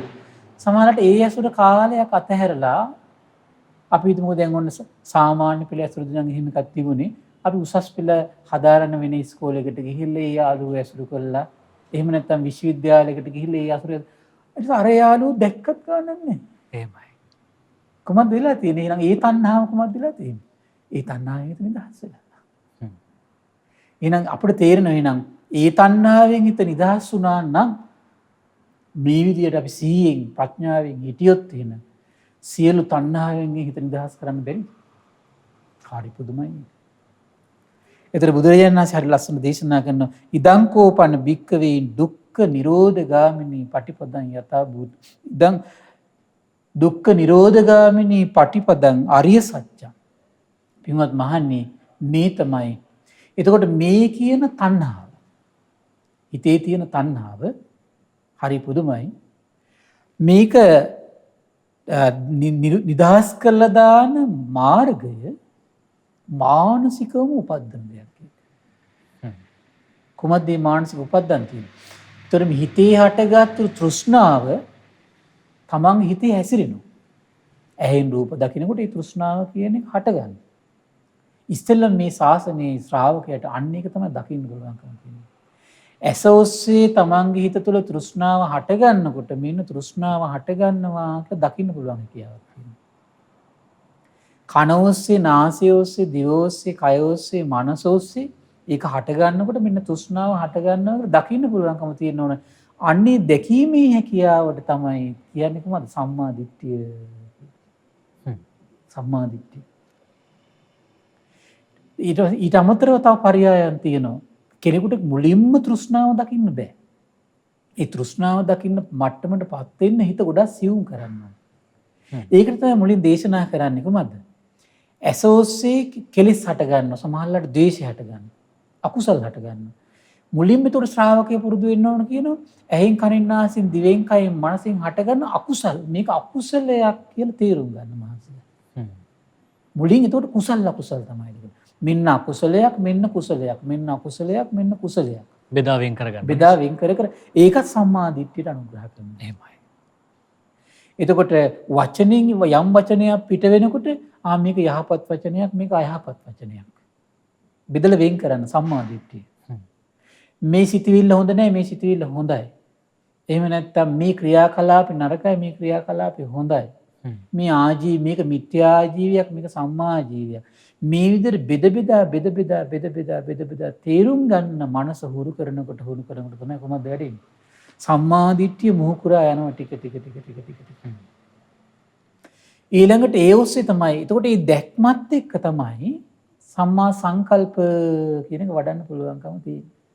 කොහොමද?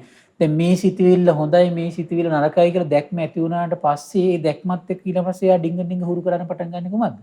හොඳ සිතවිලි එයා පුරුදු කරන්න පටන් ගන්නවා නරක සිතවිලි අතහරින්න පටන් ගන්නවා. එහෙමයි. මේ වචන හොඳයි මේ වචන යහපත් මේ වචන අයහපත් කියලා එයාට තේරුම් ගැනීමක් ඇති වෙන පටන් ගන්නකොටම ඊට පස්සේ මොකද වෙන්නේ? එයාම ඉබේ සංවර වෙනවා. එහෙනම් එයාගේ අයහපත් කියලා හිතන වචන එයා සංවර කරනවා යහපත් කියලා හිතන වචන පුරුදු කරනවා. බලන්න සම්මා දිට්ඨියත් එක්ක සම්මා සංකල්ප වලට එනවා සම්මා වාචා වලට එනවා සම්මා කම්මන්තට එනවා සම්මා ආජීවයට එනවා. ඒ ටික පුරුදු වෙනකොට වැඩිලා තියෙන සම්මා වායාම. එක් ධර්මයකට අනුග්‍රහ ලැබෙනකොට තවත් ධර්මයක් වැඩෙනවා. එහෙමයි. ඒතකොට මේ ටික සම්පූර්ණ වෙනකොට වැඩෙන්නේ සම්මා සති සම්මා සමාධි. බලන්න මෙන්න මේ මාර්ගය කය මුල් වෙලා මනස මුල් වෙලා වචන මුල් වෙලා දියුණු වෙන්න ඕන ශ්‍රාවකෙක්. දියුණු වෙන තමයි අන්න මේ කෙනෙකුට දුකින් ඈතර වෙන මාවත වැඩි යන්න පටන් ගන්නී කියලා බුදුරජාණන් වහන්සේ දේශනා කළා. ඊළඟට මේ විදියට මාර්ගය ගැන පොඩි පැහැදිලි කිරීමක් කරලා ඊට පස්සේ සම්මා දිට්ඨියෙන් යුතු ආර්ය සත්‍ය ගැන විස්තරය කළාට පස්සේ හරි පුදුමයි. මේ වෙනකොට ශ්‍රාවකයා ධර්මය අවබෝධ කරලා ඉවරයි. ඒක බුදුරජාණන් තව ලස්සනට තහවුරු කරනවා හරි අසිරිමත්. මේ ලෝකෙට භාග්‍යතුන් වහන්සේ මේ කරුණ අවබෝධ කරගෙන හැබැයි මේ ලෝකෙට තමන් වහන්සේ සම්මා සම්බුද්ධයි කියලා ඊළඟට ප්‍රතිඥා දුන්නේ නැහැ කියනවා. මෙන්න මේ කරුණ ටික සම්පූර්ණ වෙනකම්. කොහොමද? මේ කියන ආර්ය සත්‍යයත් ශ්‍රාවකෙක් අවබෝධ කරා යනකොට ශ්‍රාවකයෙකුට බොහොම ලස්සනට මේක තේරුම් ගන්න පුළුවන්. කලබල වෙන්න ඕනේ. කොහොමද මෙන්න මේ කියන කාරණේ? ඉදන් දුක්ඛං අරිය සත්‍යන්ති මේ භික්ඛවේ පුබ්බේ අනනුස්සුතේසු ධම්මේසු චක්කුං උදපාදි ඥානං උදපාදි පඤ්ඤා උදපාදි විඥා උදපාදි ආලෝකෝ උදපාදි. හරි පුදුමයි. එතකොට බුදුරජාණන් වහන්සේලාත් එතකොට මේ ක්‍රමයට තමයි අවබෝධ වුනේ. කුමක්ද? මේ දුක නම් වූ ආර්ය සත්‍ය පෙර නොයසූ විරු දහමක් කියලා. කොමන දහමක්ද? පෙර නොයසූ විරු දහමක්. පෙර නොයසූ විරු දහමක්. ඒ වගේම තංකෝ පනිද්දන් දුක්ඛං අරිය සත්‍යං. ඒ විතරක් නෙවෙයි මේ දුක නම් වූ ආර්ය සත්‍ය පරිඤ්ඤයයන්. මේක තමයි ලස්සන කාරණේ. කුමක් කළ යුතුද මේක? අවබෝධ කළ යුතු එකක් මේක. එහෙනම් මුලින්ම ඥානයක් ශ්‍රාවකයකට ඇති වෙන කොහොමද? මේක දුකක් කියන අවබෝධය තියෙනවා ශ්‍රාවකයට. මේක ආර්ය සත්‍යයක් කියන අවබෝධය. ඒකට පාවිච්චි කරන සාමාන්‍යයෙන් අපි සත්‍ය ඥානයට කියනවා. ඊළඟට තමයි ශ්‍රාවකයට තියෙන මේක දුකක්. ඒ විතරක් නෙවෙයි හැබැයි ඉපදීම දුකක්. මේක ආර්ය සත්‍යයක්.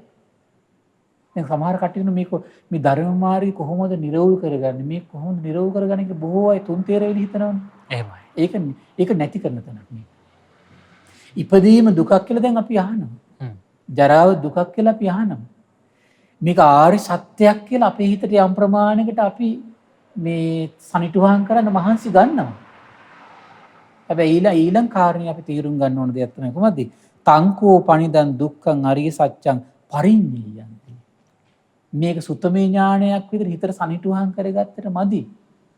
ඉපදීම දුකක් කියලා අවබෝධ කළ යුතුයි කියලා බුදුරජාණන් වහන්සේ අවබෝධයක් ඇති වුණා කියලා. ඉපදීම දුකක් කියලා අවබෝධ වෙනවා. හැබැයි මේක ආර්ය සත්‍යයක් කියලා දැනගන්නවා. දැනගත්තට හැබැයි මේක හිත ඇතුළේ ටික ටික මොකද කරන්න ඕනේ? ඇති වෙච්ච සුතමේ ඥානෙ අවබෝධයක් බවට පෙරලන්න ඕන ශ්‍රාවකයා. අවබෝධයක් බවට පෙරලන්නේ කොහොමද? පෙරලන්නේ මේ දහම අහලා ඒ දහමට ශ්‍රද්ධාව ඇති වුණාට පස්සේ ශ්‍රද්ධාව ඇති වෙච්ච හිත තුළ ඊළඟට අර කසීභාරද්වාජ සූත්‍රයේ තියෙන ශ්‍රද්ධා බීජ. ශ්‍රද්ධාව බීජය කියනවා. උන් චතුරාර්ය සත්‍ය අහන. අහලා සුතේත් ඇති වෙනවා. ඒ කියන්නේ පුංචි ශ්‍රද්ධාවකුත් ඇති වෙනවා. ඇති වුණාට පස්සේ ඊළඟට කරන්න ඕන දේ කොහොමද? නැවතත් නැවත ධර්ම ශ්‍රවණය කර කර ඒ ශ්‍රද්ධාව අපේ හිතේ අලුත් කරන්න ඕන. ඒ විතරක්මද? දැන් අර සාමාන්‍යයෙන් කුඹුරකට දී පැල කරලා අපි වපුරනවා. වපුරුවට පස්සේ ඒකට අපි හිතමුකෝ වතුර හරවන්නේ නැහැ කියලා. වැස්සක් නැහැ කියලා. එතකොට මොකද වෙන්නේ? බීජ කුණු වෙලා යනවා. ඒ වගේ තමයි අපේ හිතේ අටගත්තු ශ්‍රද්ධා බීජය කුණු වෙලා යනවා වැස්ස නැත්තම්. අද ගොඩාක් අඩුම දේ තමයි මෙන්න මේ. කොහොමද? වැසි වස්සන්නේ. කොහොමද වැස්ස? වැස්ස තමයි කියනවා සද්ධා බීජං තපෝ වුට්ටි. තපස තමයි කියනවා වැසිදාර. මොකක්ද තපස කියන්නේ? කය සංවර කර කර දිගටම ඉන්නවා. සමහර අය ඉන්න බණ අහනවා. ශ්‍රද්ධාව ඇති කරනවා. කයෙන් සමහරට හොඳ දේවලුත් කරනවා නරක දේවලුත් කරනවා. වචනෙන් හොඳ දේවලුත් කතා කරනවා නරක දේවලුත් කතා කරනවා. හිතින් හොඳ සිතිවිලි හිතනවා නරක සිතිවිලි හිතනවා. ඒතර මොකද වෙන්නේ? ශ්‍රද්ධා බීජ. හරියට පෝෂණය වෙන්නේ වැස්ස නැහැ. අද ගොඩාක් තියෙන ප්‍රශ්නයක් තමයි මෙන්න මේක. අය කාය වචී මනෝ සුචරිතය තුල බැස්සගෙන යාට ඉන්න හැකියාවක් නෑ අද යුගයේ. ඒ නිසා මොකද වෙන්නේ? සද්ධා බීජ දලු දාලා වැඩෙන්නේ. දලු දාලා වැඩෙන්නේ. අන්න බලන්න වැඩෙන්නේ නැතුනකොට මොකද වෙන්නේ? අර අපි අහපු දේ අවබෝධයක් කරා යන්නේ. ඉපදීම දුකක් කියලා අවබෝධයක් කරා යන්නේ. එහෙනම් ඒක අවබෝධයක් බවට පත් වෙනකන් අපි ඉවසීමෙන් ඉන්න ඕන. සීලට දීපු දාගෙන, මෛත්‍රියට දීපු දාගෙන, බුදු ගුණ හිත හිතා අනිත්‍ය සිහි කර කර අපි දීපු දාගෙන වාසය කරද්දි තමයි ටික ටික මේක අවබෝධය කරා යන්නේ. එහෙමයි. ඒ නිසා මේක අහපු පමණින් එකපාරට අවබෝධය කරා යන්නේ. පරිඤ්ඤයයන්ති. ඒ විතරක් නෙමෙයි මහබෝ දැන් ශාස්ත්‍රුන් වහන්සේට තව ඥානයක් ඇති වුණා කියන කොහොමද? මේ දුක නම් වූ ආර්ය සත්‍ය මං අවබෝධ කළා කියන ඥානෙත් ඇති වුණා කියන. ඒතර එක ආර්ය සත්‍යයකින් ඥාන තුනක් කොහොමද? මේ දුක නම් වූ කියලා කියන්නේ ආර්ය සත්‍යයක් කියන ඥානෙ. ඒක අවබෝධ කළ යුතුයි කියන ඥානෙ. ඒක අවබෝධ කළා කියන ඥානෙ. එකකින් තුන බැයි. එතකොට එහෙනම් දුක්ඛ සමුදය මේක ආර්ය සත්‍යයක් කියලා ඥානෙ. ඒ විතරක් නෙවෙයි ඒක කුමක් කළ යුතුද එතකොට? ඒක ප්‍රහාණය කළ යුතුයි. දුක හටගන්නේ තණ්හාවෙන්. ඒතර මේ හිත තුළ පවතින මේ තණ්හාව නම් වූ ස්වභාවයකමද ප්‍රහාණය කළ යුතුයි කියන අවබෝධය ඇති වුණා කියනවා. ඒ විතරක් නෙවෙයි ප්‍රහාණය කළා කියන අවබෝධය ඇති වුණා කියනවා. ඒ විතරක් නෙවෙයි කියන දුක්ඛ නිරෝධය තණ්හාව ඉතුරු නැතුව නිරුද්ධ වුණාට පස්සේ සියලු දුක් නැති වෙලා යනවා. කිසිම පීඩාවක් ආයේ හටගන්නේ නැහැ. දැවිලි පිච්චිලි ආයේ නැහැ. ශෝක පරිදේව ඉතුරු නැතුව නිරුද්ධ වෙලා යනවා කියන අවබෝධය ඇති වුණා කියන. ඒ විතරක් නෙවෙයි. ඒක නිකන් ඉඳලා ලැබෙන්නේ. කොහොමද ඒක කරන්නේ? ඒ දුක නිරුද්ධ වීම කියන එකට සෑහෙන උත්සාහයක් කළ යුතුයි. සාක්ෂාත් කළ යුතු කියන්නේ කොහොමද? ඒක මහන්සියෙන් ටික ටික උත්සාහ කර තමන්ගේ ජීවිතේ උපදව ගන්න ඕන එකක් ඒක. ඒ වගේ මම මේ සාක්ෂාත් කළා කියන ඥානය බුදුරජාණන් වහන්සේ ඉපදුනා කියනවා. දැන් ඒතර බලන්න ඉකාර්ය සත්‍යකින් කීයකින් තුනක්. ඊළඟ කාරණේ කොහොමද? දුක්ඛ නිරෝධගාමිනී මේ ආර්ය අෂ්ටාංග මාර්ගය දුක නිරුද්ධ කරන මාවතයි මේක ඒකාන්ත සත්‍යයක් කියන අවබෝධය හිත දැසගත්තා කියනවා. ඒ විතරක් නෙවෙයි මේ නිකන් ඉඳලා හරියන්නේ නැහැ. මේ ප්‍රගුණ කළ යුතුයි. ඒ වගේ මම මේ සියල්ල ප්‍රගුණ කළා කියන අවබෝධය සම්පූර්ණ වුණා කියනවා. ඒතර කල්පනා කරලා බලන්න. එක දෙයක් අවබෝධ වෙන්න තව දෙයක් ප්‍රගුණ කළ යුතුයි. එහෙමයි. එක දෙයක් අවබෝධ වෙන්නත් ඕන, එක දෙයක් ප්‍රහාණය වෙන්නත් ඕන, එක දෙයක් සාක්ෂාත් වෙන්නත් ඕන. එහෙනම් මේක හරියට තේරුම් ගන්න ඕන. දුක මොකද්ද වෙන්න ඕන? අවබෝධ කරගන්න ඕන. ඒතර තණ්හාව නම් ප්‍රහාණය කරන්න ඕන. නිරෝධය නම් සාක්ෂාත් කරගන්න ඕන. මාර්ගය ප්‍රගුණ කරන්න ඕන. එතකොට එහෙනම් මේ ඔක්කොම ටික සිද්ධ වෙන එකකින් කොහොමද? දුක අවබෝධ වීමයි, තණ්හාව ඡය වීමයි, නිරෝධය සාක්ෂාත් වීමයි කියන තුනම සිද්ධ වෙනවා එකක් කරනකොට කොහොමද? මාර්ගය ප්‍රගුණ කරනකොට. එහෙමයි. එන සම්මා දිට්ඨියට කොච්චර අපි තැනක් දෙන්න ඕනද? දැක්කනේ ආර්ය අෂ්ටාංග මාර්ග නිරෝධ කරගන්න කොච්චර අපි නිතර කියන්නේ මේක මහන්සි ගන්න කියලා ආර්ය අෂ්ටාංග මාර්ග නැවත ශ්‍රවණය කරලා නිරෝධ කරගන්න. ඇයි? ඒක ප්‍රගුණ කිරීමට අපි මහන්සි ගන්න තාක්කල් දුක අවබෝධ වීමක් නැ සිද්ධ වෙන්නේ. තණ්හා ප්‍රහාණය වීම සිද්ධ වෙන්නේ නැහැ. නිරෝධේ සාක්ෂාත් වීම සිද්ධ වෙන්නේ නැහැ. වෙනස් සුන්දර කරුණු ටිකක්. ඒකයි මේ හැම තැනකම කියන්නේ කොහොමද මේක? පුබ්බේ අනනුස්සුතේසු ධම්මේසු. පෙර නොඇසූ විරු දහමක්. ඇස පහළ වුණාම එහෙම පාවිච්චි කරන්නේ. ඊට පස්සේ බුදුරජාණන් දේශනා කරන පින්වත් ඊළඟට යාව කීවංච මේ භික්කවේ ඉමේසු චතුසු අරිය සත්‍යේසු. දැන් එතකොට ආරි සත්‍ය 4 පරිවර්ත කීයකින්ද? 3කින්. ඔක්කොම කීයද? 12 ආකාරයි. මේ 12 ආකාරයෙන් හරි පුදුමයි. නේවතාහම් භික්කවේ සදේවකේ ලෝකේ සමාරකේ සබ්‍රහ්මකේ සස්සමන බ්‍රාහ්මනියා පජාය සදේව මනුස්සාය අනුත්තරං සම්මා සම්බෝධින් අபிසම්බුද්ධෝ පච්චඤ්ඤාසී. හරි පුදුමයි. විස්මිතයි. මේ කියන චතුරාර්ය සත්‍ය ධර්මයේ මේ කියන ආකාර 12 පරිපූර්ණ අවබෝධය ඇති වෙනකන් දෙව් මිනිස් ලෝකයා අතර සම්මා සම්බුද්ධයි කියලා මම ප්‍රතිඥා දුන්නේ පින්වත් මහණෙනි. ඒක කොහොම හිතෙන්නේ නැද්ද සංඝයාටනේ? මේ වෙනකොට මහා පරිවර්තන එක චිත්තසංතානයක ඇති වෙලා ඉවරයි. එහෙමයි ස්වාමීන් වහන්සේ. ඊළඟට දේශනා කරනවා පින්වත් මහණනි යම් කිසි දවසක මේ චතුරාර්ය සත්‍ය ධර්මයේ මගේ සිත තුළ පරිවර්ත 3කින් ආකාර 12කින් පරිපූර්ණ අවබෝධය මගේ සිත තුළ පිහිටියාද යම් දවසක ආනිදා තමයි කියන දෙවියන් සහිත මරුන් සහිත බමුණු සහිත ශ්‍රමණ බ්‍රාහ්මණයන් සහිත දෙව් මිනිස් ප්‍රජාත ලෝකේ සම්මා සම්බුද්ධයි කියලා මම ප්‍රතිඥා දුන්නා. ඒත් මේ සම්මා සම්බුද්ධත්වය ප්‍රතිඥා දීම ලේසි පාසු කරුණු ටිකක් මත පිළිහිట్లా දෙන ප්‍රතිඥාවක් නෙවෙයි. ඒක විවිධ දේශනාවල තියෙන පංච උපාදානස්කන්ධය මුල් කරගෙන ආයතන මුල් කරගෙන ඊළඟට ඔය අධිජීව ඥාන දර්ශනේ ඥාන දර්ශන 11 මුල් කරගෙන ඊට පස්සේ මේ ඉන්ද්‍රිය ධර්ම බල ධර්ම මුල් කරගෙන ඊට පස්සේ සප්තබොජ්ජංග මුල් කරගෙන මේ හැම දෙයක් ඉදිරියේදී දේශනා කරන මේවා මේ අයුරින් මේ විදියටම පරිපූර්ණ වශයෙන් අවබෝධ කරනකම් මම දේව මිනිස් ලෝකයේ අතර මං සියල්ල අවබෝධ කරලා ඉන්නේ කියලා ප්‍රතිඥා දුන්නේ නැහැ කියලා. ඒක කිසි කෙනෙකුට අභියෝගයක් කරන්න බෑ. ඇයි ලේසි පාසු පිරිසකට නෙවෙයි ප්‍රතිඥා දෙන්නේ. අපි යම් කිසි දෙයක් ප්‍රතිඥා දෙනකොට ඒක බාර ගන්න විශාල පිරිසක් ඉන්න සමහර අපි ගාව ඉන්නේ දෙන්නයි තුන් දෙනයි. මිනිස්සුයෝ ඉන්නෝ, දෙවියෝ ඉන්නෝ, අසුරයෝ ඉන්නෝ, නාගයෝ ඉන්නෝ, ගහන්ධරයෝ ඉන්නෝ. හරියට තව එක මහ එක්කිනා ඉන්නෝ. විශාල පිරිසක් ඉන්නවා ඒ සියලු දේ අහගෙන. ඒතර අර අභියෝගي බාර ගන්න අර සියලු දෙනාම. ඒතර මේ සියලු දෙනා ඉදිරියම තමයි එතකොට භාග්‍යතුන් වහන්සේ සම්බුද්ධත්වයේ ප්‍රතිඥා දෙන්නේ.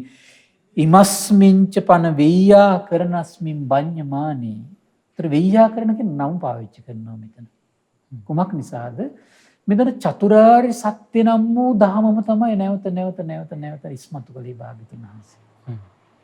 එකම දහම් පරියායක් නැවත ඉස්මතු කරන බොහෝ දේශනාවල තියෙන වෙయ్యා කරන කියන වචනේ පාවිච්චි කරනවා. නවාංග ශාස්ත්‍ර ශාසනී නවයේ ඒ ශාස්ත්‍රුන් වහන්සේගේ ශාසනයේ අංග 9ක් තියෙනවා. 9 එකාකා දේශනා ආකාරයක් තමයි මේ වෙయ్యා කරනවා කියලා කියන්නේ. ඒතකොට මේ දේශනා පරියායන් ඒ කෙනානු වෙනස් වෙනවා. ඒතර මේ පංචවග්ගී භික්ෂුන් වහන්සේලාට ඒකට මේ වෙయ్యා කරණයක් තමයි දේශනා කරන්නේ. එහෙමයි. වෙయ్యා කරනස්මින් බඤ්ඤමානේ ආයස්මතු කොණ්ඩඤ්ඤස්ස. අන්න කොණ්ඩඤ්ඤයන් වහන්සේගේ චිත්ත සංතානය තුළ හරි පුදුමයි. විරජං වීතමලං ධම්ම චක්කුම් උපදුපාදි. රජස් නැති. ඊට පස්සේ කියනවා වීතමල මලකඩ නැති. මලකඩ තුනී කරපු. ඒත් බලන්න දැන් මලකඩ බැඳිලා තියෙන එක මලකඩ කඩනවා කියන එක. ඒ වගේ තමයි බුදු කෙනෙක් මේ සිත දකින්න පුදුම අසිරිමත් දෙයක්. කොහොමද? අපේ හිත නීවරණ නැමැති මලකඩ වලින් අපි සාමාන්‍ය සත්වයාගේ සිත බැඳලා තියෙන මලකඩ. ඒක මලකඩ. මේ මලකඩ මේ බුද්ධ ශාසනය කොණ්ඩඤ්ඤයන් වහන්සේගේ චිත්තසංතානේ මේ ඇසලපුන් පොහොය දවසේ මුල්ම වරට මොකද වෙන්නේ? අන්න එක නැතිලා යනවා. විරජං වීතමලං ධම්ම චක්කුම් උදපාදී. කුමද්ද ඉපදුනා කියලා කියන්නේ? දහම් නැස කියන වචනේ පාවිච්චි කරනවා. එහෙමයි. ඒ කුමද්ද දහම් නැස? මෙන්න මේ චතුරාර්ය සත්‍ය අවබෝධ කළා. යං කිංච සමුදය ධම්මං සබ්බන්තං නිරෝධ ධම්මන්ති. යමක් හේතු නිසා උපදිනවද? හේතු නිරුද්ධ වීමෙන් ඒ සියල්ල නිරුද්ධ වෙලා යනවා කියන දහම් නැස. පහළ වෙද්දිම මලකට මොකද වෙන්නේ? මලකට හූරලා දැම්ම වෙනවා. එහෙමයි. එතකන් එනම් මේ සත්වයාගේ චිත්තසංතානය තුළ අහෝ මේ මලකට තියෙනවා. ඒ චිත්තසංතානය තුලේ මලකඩ තියෙනකම් ඒ චිත්තසංතානයෙන් ඒ සත්වයාට දෙන සැපද දුකද? දුකම තමයි. ඒකනේ දැන් අර සමහර වෙයි ධර්මය අවබෝධ කරපු ශ්‍රාවකයන් වහන්සේලා මේ තෘෂ්ණාව ගැන ලස්සන උපමා කියනවා. මේ තෘෂ්ණාව gaduwak කියනවා. කයේ gaduwak හදුනා මොකද වෙන්නේ? කෑ ගහනෝනේ හැමතිස්සෙම. හුලක් කරුණා වගේ කියනවා. හුලක් කරුණා මොකද වෙන්නේ? හැමතිස්සෙම කෑ ගහනවා. ඒ වගේ තමයි අපේ හිතේ හැමතිස්සෙම කොහමද තියෙන්නේ? කෑ ගැහිලා. නැද්ද බලන්න? හැමතිස්සෙම තියෙන කෑ ගහ අපේ හිත පීඩාවටපත් කරන්නේ නැද්ද? කාපු නැති දෙයක්, බීපු නැති දෙයක්, කාපු දෙයක් නම් බීපු දෙයක් නම් ආයි කන්න කියලා. නැද්ද බලන්න? විදපු නැති දෙයක්, විදින්න තියෙන දෙයක් හැම තිස්සෙම මේ හිත කෑ උලක් කැරුණු කෙනා කෑ ගහ ඉන්නේ යම්සේද මේ තෘෂ්ණාව විසින් හැම තිස්සෙම මේ හිත කෑ ගහනවා. එහෙමයි. අනාත්ම සිද්ධියක්. ඒක කවුරු විසින්ද කරන්නේ? තෘෂ්ණාව විසින් කරන්නේ. හරි පුදුමයි. මෙන්න මේ විදියට ධම්මස පහළ වුණා. බුදුරජාණන් ඊට පස්සේ හරි පුදුමයි. පුදුම සිද්ධියක් වුණා. මේ ධර්ම ශ්‍රවණය මේ උත්තරමේ 5 දෙනා විතර මේ ශ්‍රවණය කරමින් හිටියේ. පවත්තිතේච පන භගවතා ධම්ම චක්කේ බුම්මා දේවා සද්ද මනුස්සා වේසුන්. ඒතම් භගවතා බාරාණසියං ඉසිපතනේ මිගදායේ අනුත්තරං ධම්ම චක්කම් පවත්තිතං අපපතිවත්තියන් සමනේනවා බ්‍රාහ්මණේනවා දේවේනවා මාරේනවා බ්‍රහ්මනාවා කේනචිවා ලෝකස්මින්ති භූමාට දෙවියෝ ගස් ඇසුරු කරගෙන පොළොව ඇසුරු කරන දෙවිවරු සාදුකාර දුන්නා. මේ කොහොමද කියන්නේ? ඒ භාග්‍යතුන් වහන්සේ බරණැස ඉසිපතන මිගදායේ යම් දහම්සක ප්‍රවර්තනය කළාද ඒ දහම්සක කිසිම ශ්‍රමණයෙකුට බ්‍රාහ්මණයෙකුට දෙවියෙකුට මාරයට බ්‍රහ්මයන්ටවත් ආපස්සට අනිත් පැත්තට කරකවන්න බෑ කියලා. කියන්නේ ඒ සියලු භූමාට දෙවියොත් මේක එහෙනම් කොමක්ද පිළිගත්තද? ඒකාන්ත සත්‍යයක් විදියටම ඒ දෙවිවරුත් ඒක පිළිගත්තා. මේ දහම් ගෝසාව අහලා මොකද උනේ? චාතුරු මහරජික දෙවිවරු, ඊළඟට තාවතිංස දෙවිවරු, යාමත්‍ය දෙවිවරු, තුසිතේ, නිම්මාණරති, පරිනිම්මිත වසවර්ති දෙවිවරු අකනිටා බඹලෝ දක්වා දෙවියන් නාද නින්නාද පතුරවමින් මේ මහා අසිරිමත් සිදුවීම සිද්ධ වෙනවා. කවද්ද? අද වගේ දවසක. පුදුම අසිරිමත් ඒක. ඊට පස්සේ බුදුරජාණන් වහන්සේ අන්තිමට දේශනා කරනවා හරි පුදුමයි. ඉතිය තේන කණේන තේන මුහුත්තේන යාව බ්‍රහ්ම ලෝකා සද්දෝ අබ්බුග්ගච්චි අයන් දසදහස්සී ලෝක ධාතු සංකම්පී සම්පකම්පී සම්පවේදී දස දහසක් ලෝක ධාතුව මිසිප්පිත් නැති දස දහසක් ලෝක ධාතුව මොකද උනේ? සැලී සැලී ගියා කියලා. නැවත සැලී සැලී ගියා කියනවා. ඕබාසෝ ලෝකී පාත්‍රෝස හරි පුදුමයි. මහා උදාර ආලෝකයක් දස දහසක් ලෝක ධාතුන් පැතිරී ගියා. කොහොම සිද්ධ වෙන්නේ නැද්ද? ඇසල පොහොය දවසේ සිද්ධි. ඊට පස්සේ බුදුරජාණන් ලස්සන උදාහරණයක් පහල කරනවා. අඤ්ඤාසි වස්ත භූ කොණ්ඩඤ්ඤෝ කොණ්ඩඤ්ඤයන්ගේ සිත දැක්කා. කොණ්ඩඤ්ඤයන් ඒකාන්තයෙන් අවබෝධ කළා. අඤ්ඤාසි වත භූ කොණ්ඩඤ්ඤෝ කොණ්ඩඤ්ඤයන් අවබෝධ කළා. අඤ්ඤාසිකෙන් අවබෝධ කළා කියන අදහස. ඇත්තටම එතකොට නම තමයි කොණ්ඩඤ්ඤ. අවබෝධ කළා කියලා භාගතුන් වහන්සේ උදාහරණයක් පහල කරනවානේ. ඒ උදාහරණෙත් එක්ක එදා ඉඳලා නම වැටෙනවා.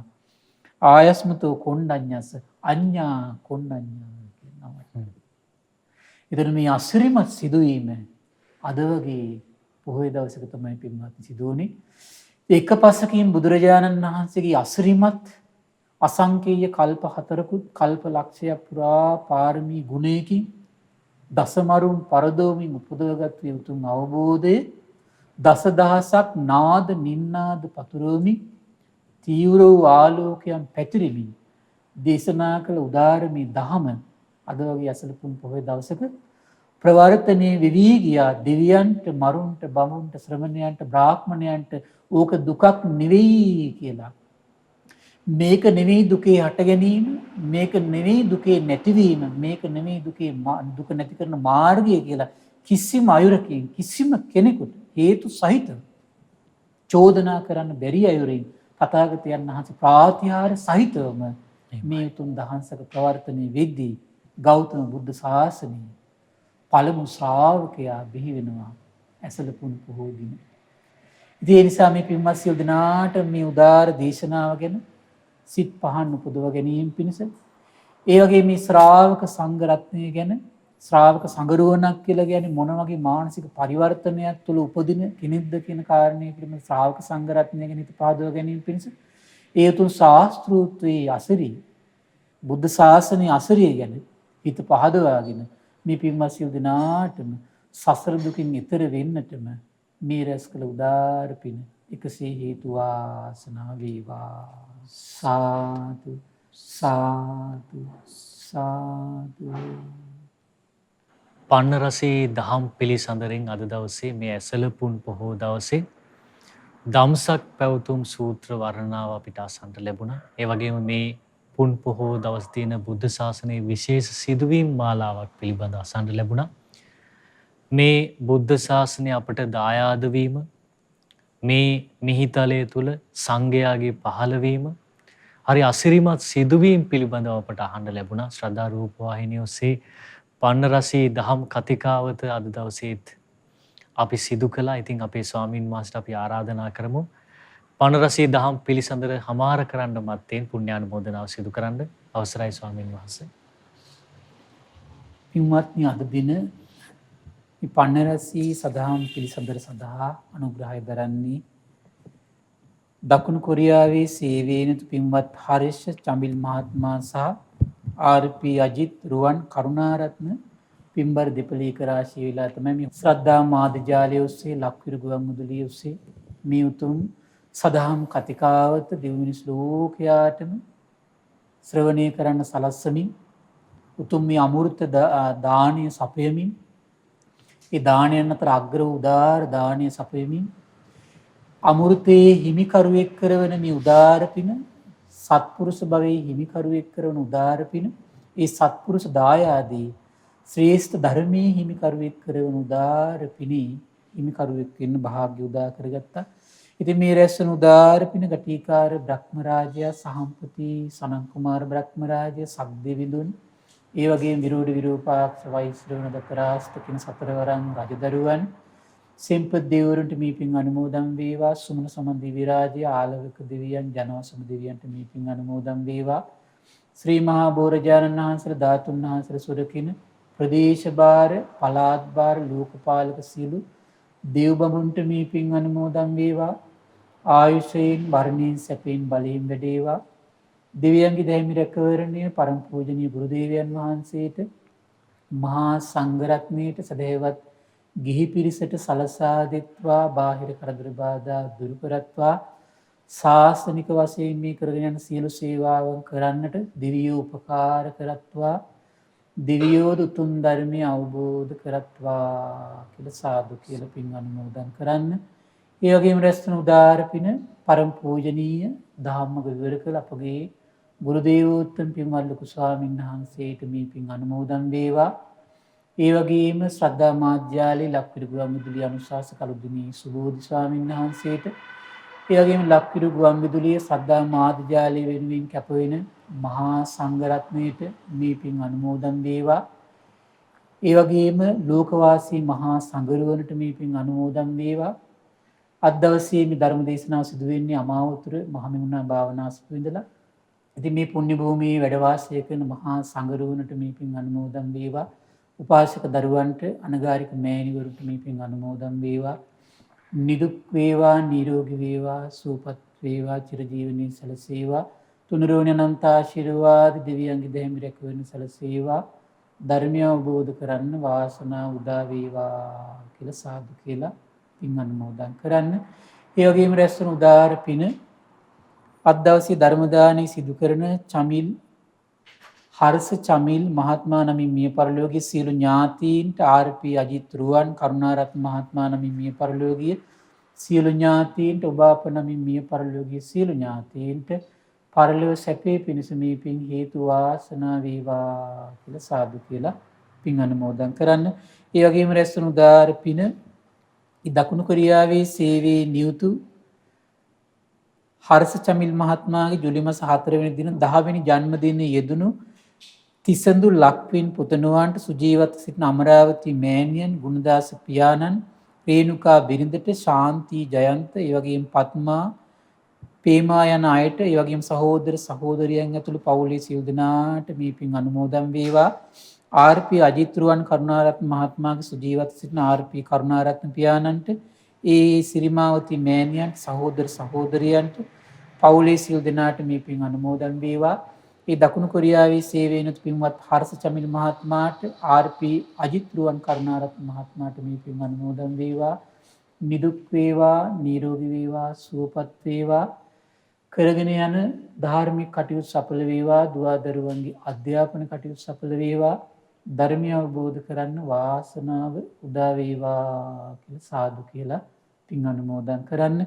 ඒ වගේම රැස්වන උදාර පින අපගේ පින්බර දෙමව්පියන්ට ධර්මයේ හැසිරෙන්න උපකාර කළා වූ සියලු දෙනාට සිව්පසයෙන් අනුග්‍රහ කරන සියලු දෙනාට සමත් කුඩා කල සිට උපකාර කළ සියලු දෙනාට සියලු ගුරුවරුන්ට විශේෂයෙන්ම ශ්‍රද්ධා කාර්ය මණ්ඩලයේ සියලු දෙනාටම ශ්‍රද්ධා මාසික ධර්ම දාන සියලු සමාජිකාවන්ට මේ පින් අනුමෝදන් වේවා. නිදුක් වේවා නිරෝගී වේවා සුවපත් වේවා චිරජීවනයේ සැලසේවා. තුනුරුවනේ අනන්ත ආශිර්වාදේ දිව්‍යංගි දැහැමි රැකවරණ සැලසේවා. ධර්මය අවබෝධ කරන්න වාසනාව උදා වේවා කියලා සාදු කියලා පින් අනුමෝදන් වෙන්න. සියලු දෙනාටම තෙරුවන් සරණයි. නමෝ බුද්ධාය. අප පන්නරසී දහම් පිළිසඳර ආරම්භ කළේ පසුගිය පොසොන් පුන් පොහෝ දවසේ ඉඳන්. ඒ පොසොන් පුන් පොහෝ දවසේ රාත්‍රී 7 සිට අප සෑම පුන් පොහෝ දවසකම පන්නරසී දහම් පිළිසඳර ආරම්භ කරනවා. අපගේ අනුබුදු මිහිඳු මහරහතන් වහන්සේ අනුරාධපුර සුද්ධ නගරයට වැඩම කරමින් උතුම් දහම් දායාදේ ලබා දුන් පණිවිඩය, ඒ වගේම ඇසළ පුන් පොහෝ දවසේ දම්සක් පැවතුම් සූත්‍රය අපගේ භාග්‍යතුන් වහන්සේ පස්වග මහණුන්ට දේශනා කළ දේශනාව මේ අයුරින් අපට මේ උතුම් දහම් සාකච්ඡාව ඉදිරියට ගෙනියන්න අපේ පින්වත් ස්වාමීන් වහන්සේ උතුම් දහම් කරුණු අද දවසේත් අපට කියලා දුන්නා. ඉතින් අද දවසේත් මේ දහම් කරුණු අපට පැහැදිලි කළ දුන්න අපේ පින්වත් ස්වාමීන් වහන්සේට අප සියලු දෙනාම එක්ව පුණ්‍ය ආනුමෝදනා කරමු. පින්වත් ස්වාමීන් වහන්සේ නිදුක් වේවා, නිරෝගී වේවා, සුවපත් වේවා. සුවසේ උතුම් ධර්ම අවබෝධය ලබත්වා. සාදු සාදු සාදු. අද දවසේ පන්නරසී දහම් පිළිසඳර වෙනුවෙන් අනුග්‍රහය දරන්නේ දකුණු කොරියාවේ සේවයේ නියුතු පින්වත් හර්ෂ චමිල් මහතා සහ ආර්.පී. අජිත් රුවන් කරුණාරත්න මහතා විසින්. ඉතින් ඔබටත් පුළුවන් මේ උතුම් දහම් කරුණු කාරණා උතුම් ධර්ම දානය සිදු කරන්න සම්බන්ධ වෙන්න 071 232 88 87 දුරකථන අංකය ඔස්සේ පන්නරසී දහම් පිළිසඳර සඳහා විකාශන අනුග්‍රහය දරන්න පුළුවන්. නැවතත් එළඹෙන උතුම් පුන් පොහෝ දවසේ පන්නරසී දහම් පිළිසඳරින් මුණ ගැහෙමු. සියලු දෙනාටම තෙරුවන් සරණයි. නමෝ බුද්ධාය. මෙවැනි වටිනා ධර්මදේශනා නැරඹීමට ශ්‍රද්ධා YouTube චැනලය සබ්ස්ක්‍රයිබ් කර සීනුව ලකුණ ඔබන්න.